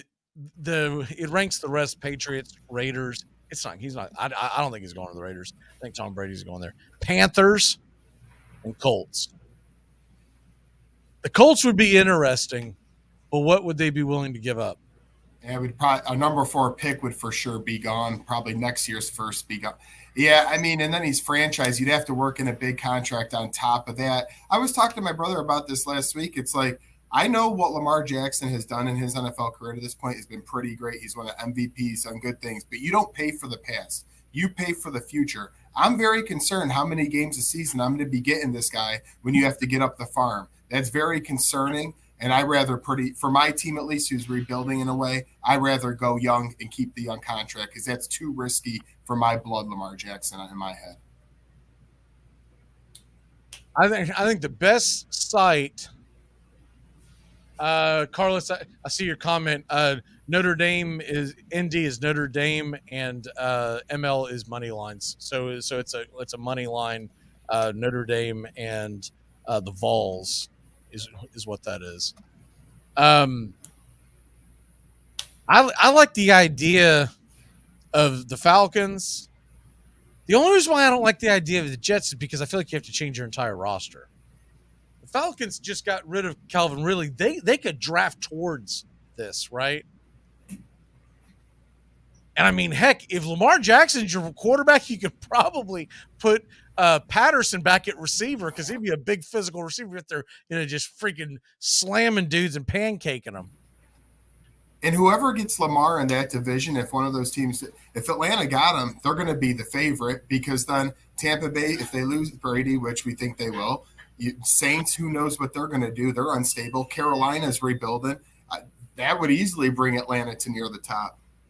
The Panthers are the other team that's really interesting to me. A, because they've got the capital, the draft capital, and B, Foreman looked pretty good this year. And they've got a decent stable of young running backs, and you could build towards it. Vols is the University of Tennessee, Carlos, and McGee is just my last name. That's all that is. I was compartmentalizing of who had who picked, who's had who picked. So let me go over it real quick. The locks were Eddie is taking Miami of Ohio. I think that's the one everyone cares about. He's a 5.5. I do a parlay, so it was McGee's. I've got Vols and Notre Dame on the money line plus 108. I might have skipped past that. I do apologize. And then Joey took Toronto and the Bucks minus 222 for the under, not the over. So why is he saying that Tony's hiding today? What did Tony do? Oh, he's saying Tampa Tones is in hiding because of the Bucks loss. I'm thinking Tony Aguilera comes on talking college football. It's like, and you know what, Mr. Brian, your Bengals play this Sunday. It's going to be a tough one. So you might have all the fun right now, but we're not too far away from what could be a big Bills win. Yeah, we're going to be getting that wah, wah, wah. So talk all the chirping now, but we'll see what happens on Sunday. But it is fascinating to see what someone would give up for Lamar Jackson, because he is a running quarterback and he's not a spring chicken. I know he's not old. He's like 25, right? But he's gotten to take a lot of hits. I'm gonna give up a bunch of draft capital to bring you in and pay you a bucket of money. So you're going to restrict me on the salary cap. It's going to be a big ask.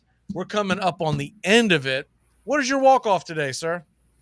I'm going to empty out some of my DVR tonight is my team, Chicago Bulls. Maybe I'll turn on Notre Dame, Florida State, or turn on my lock because I need to get back to 500. Can't be under 500. Can't do it. Just it's not a good look on, need to get back there. So I'll be maybe paying attention to that. But I'm really looking forward to the divisional weekend, and I'll see you again on Thursday. Can't wait. All right. My walk-off is we'll be back again here tomorrow, 3 to 5. Tomorrow we'll be talking some fantasy football. We're actually going to get into fantasy baseball tomorrow. Some of the things we like on there, and then we'll also be talking the NFL playoffs as always. And of course, we're here weekdays. We want to thank Eddie again for stopping by and saying hi and kind of bending our ear as far as letting us know, his insights. It's always interesting to hear different ones. A guy who's been that hot. I'll say this: my walk-off is take Miami minus 5.5. You can get it. I bought it down. I know he said don't take it over 7. I'm going to buy it down.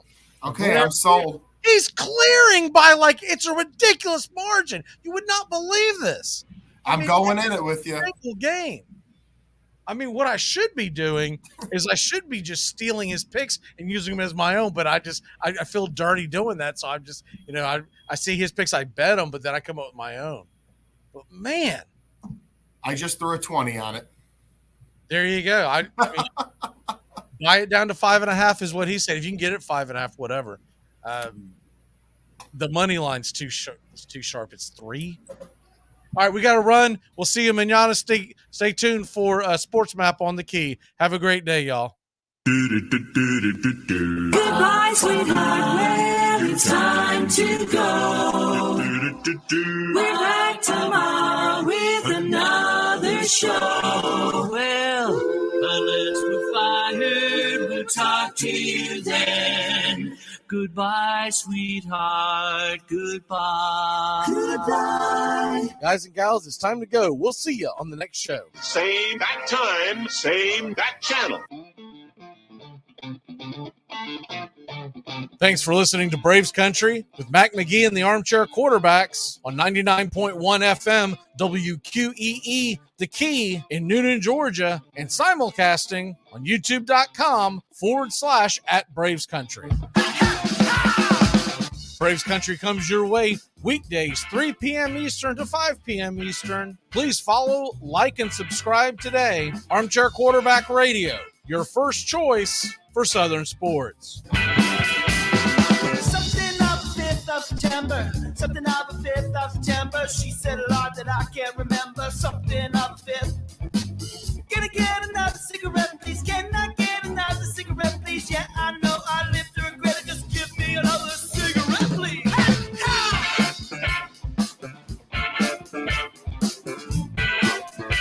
You're listening to WQEE 99.1 FM, The Key in Noonan, Georgia. Hey, sports fans, it's Rod Peterson here, host of The Rod Peterson Show, inviting you to join us daily for 2 hours of Atlanta's funnest sports talk right here on WQEE. I say fun because it is. You've never heard a show like it because we make the listeners a part of the show every day between noon and 2 p.m. Eastern. You'll hear plenty of the best sports talk, including the latest on the Falcons, the Braves, and more. And who knows, you might even hear you. That's The Rod Peterson Show, daily at noon, right here on WQEE 99.1 FM. Hey, sports fans. The Key has a brand new show. Braves Country is coming your way weekdays 3 p.m. Eastern to 5 p.m. Eastern. Drive Time on WQEE. Braves Country is a Southern sports talk show with Mac McGee and the Armchair Quarterbacks. We'll be talking the Atlanta Braves and Major League Baseball, along with everything important to sports fans in Braves Country.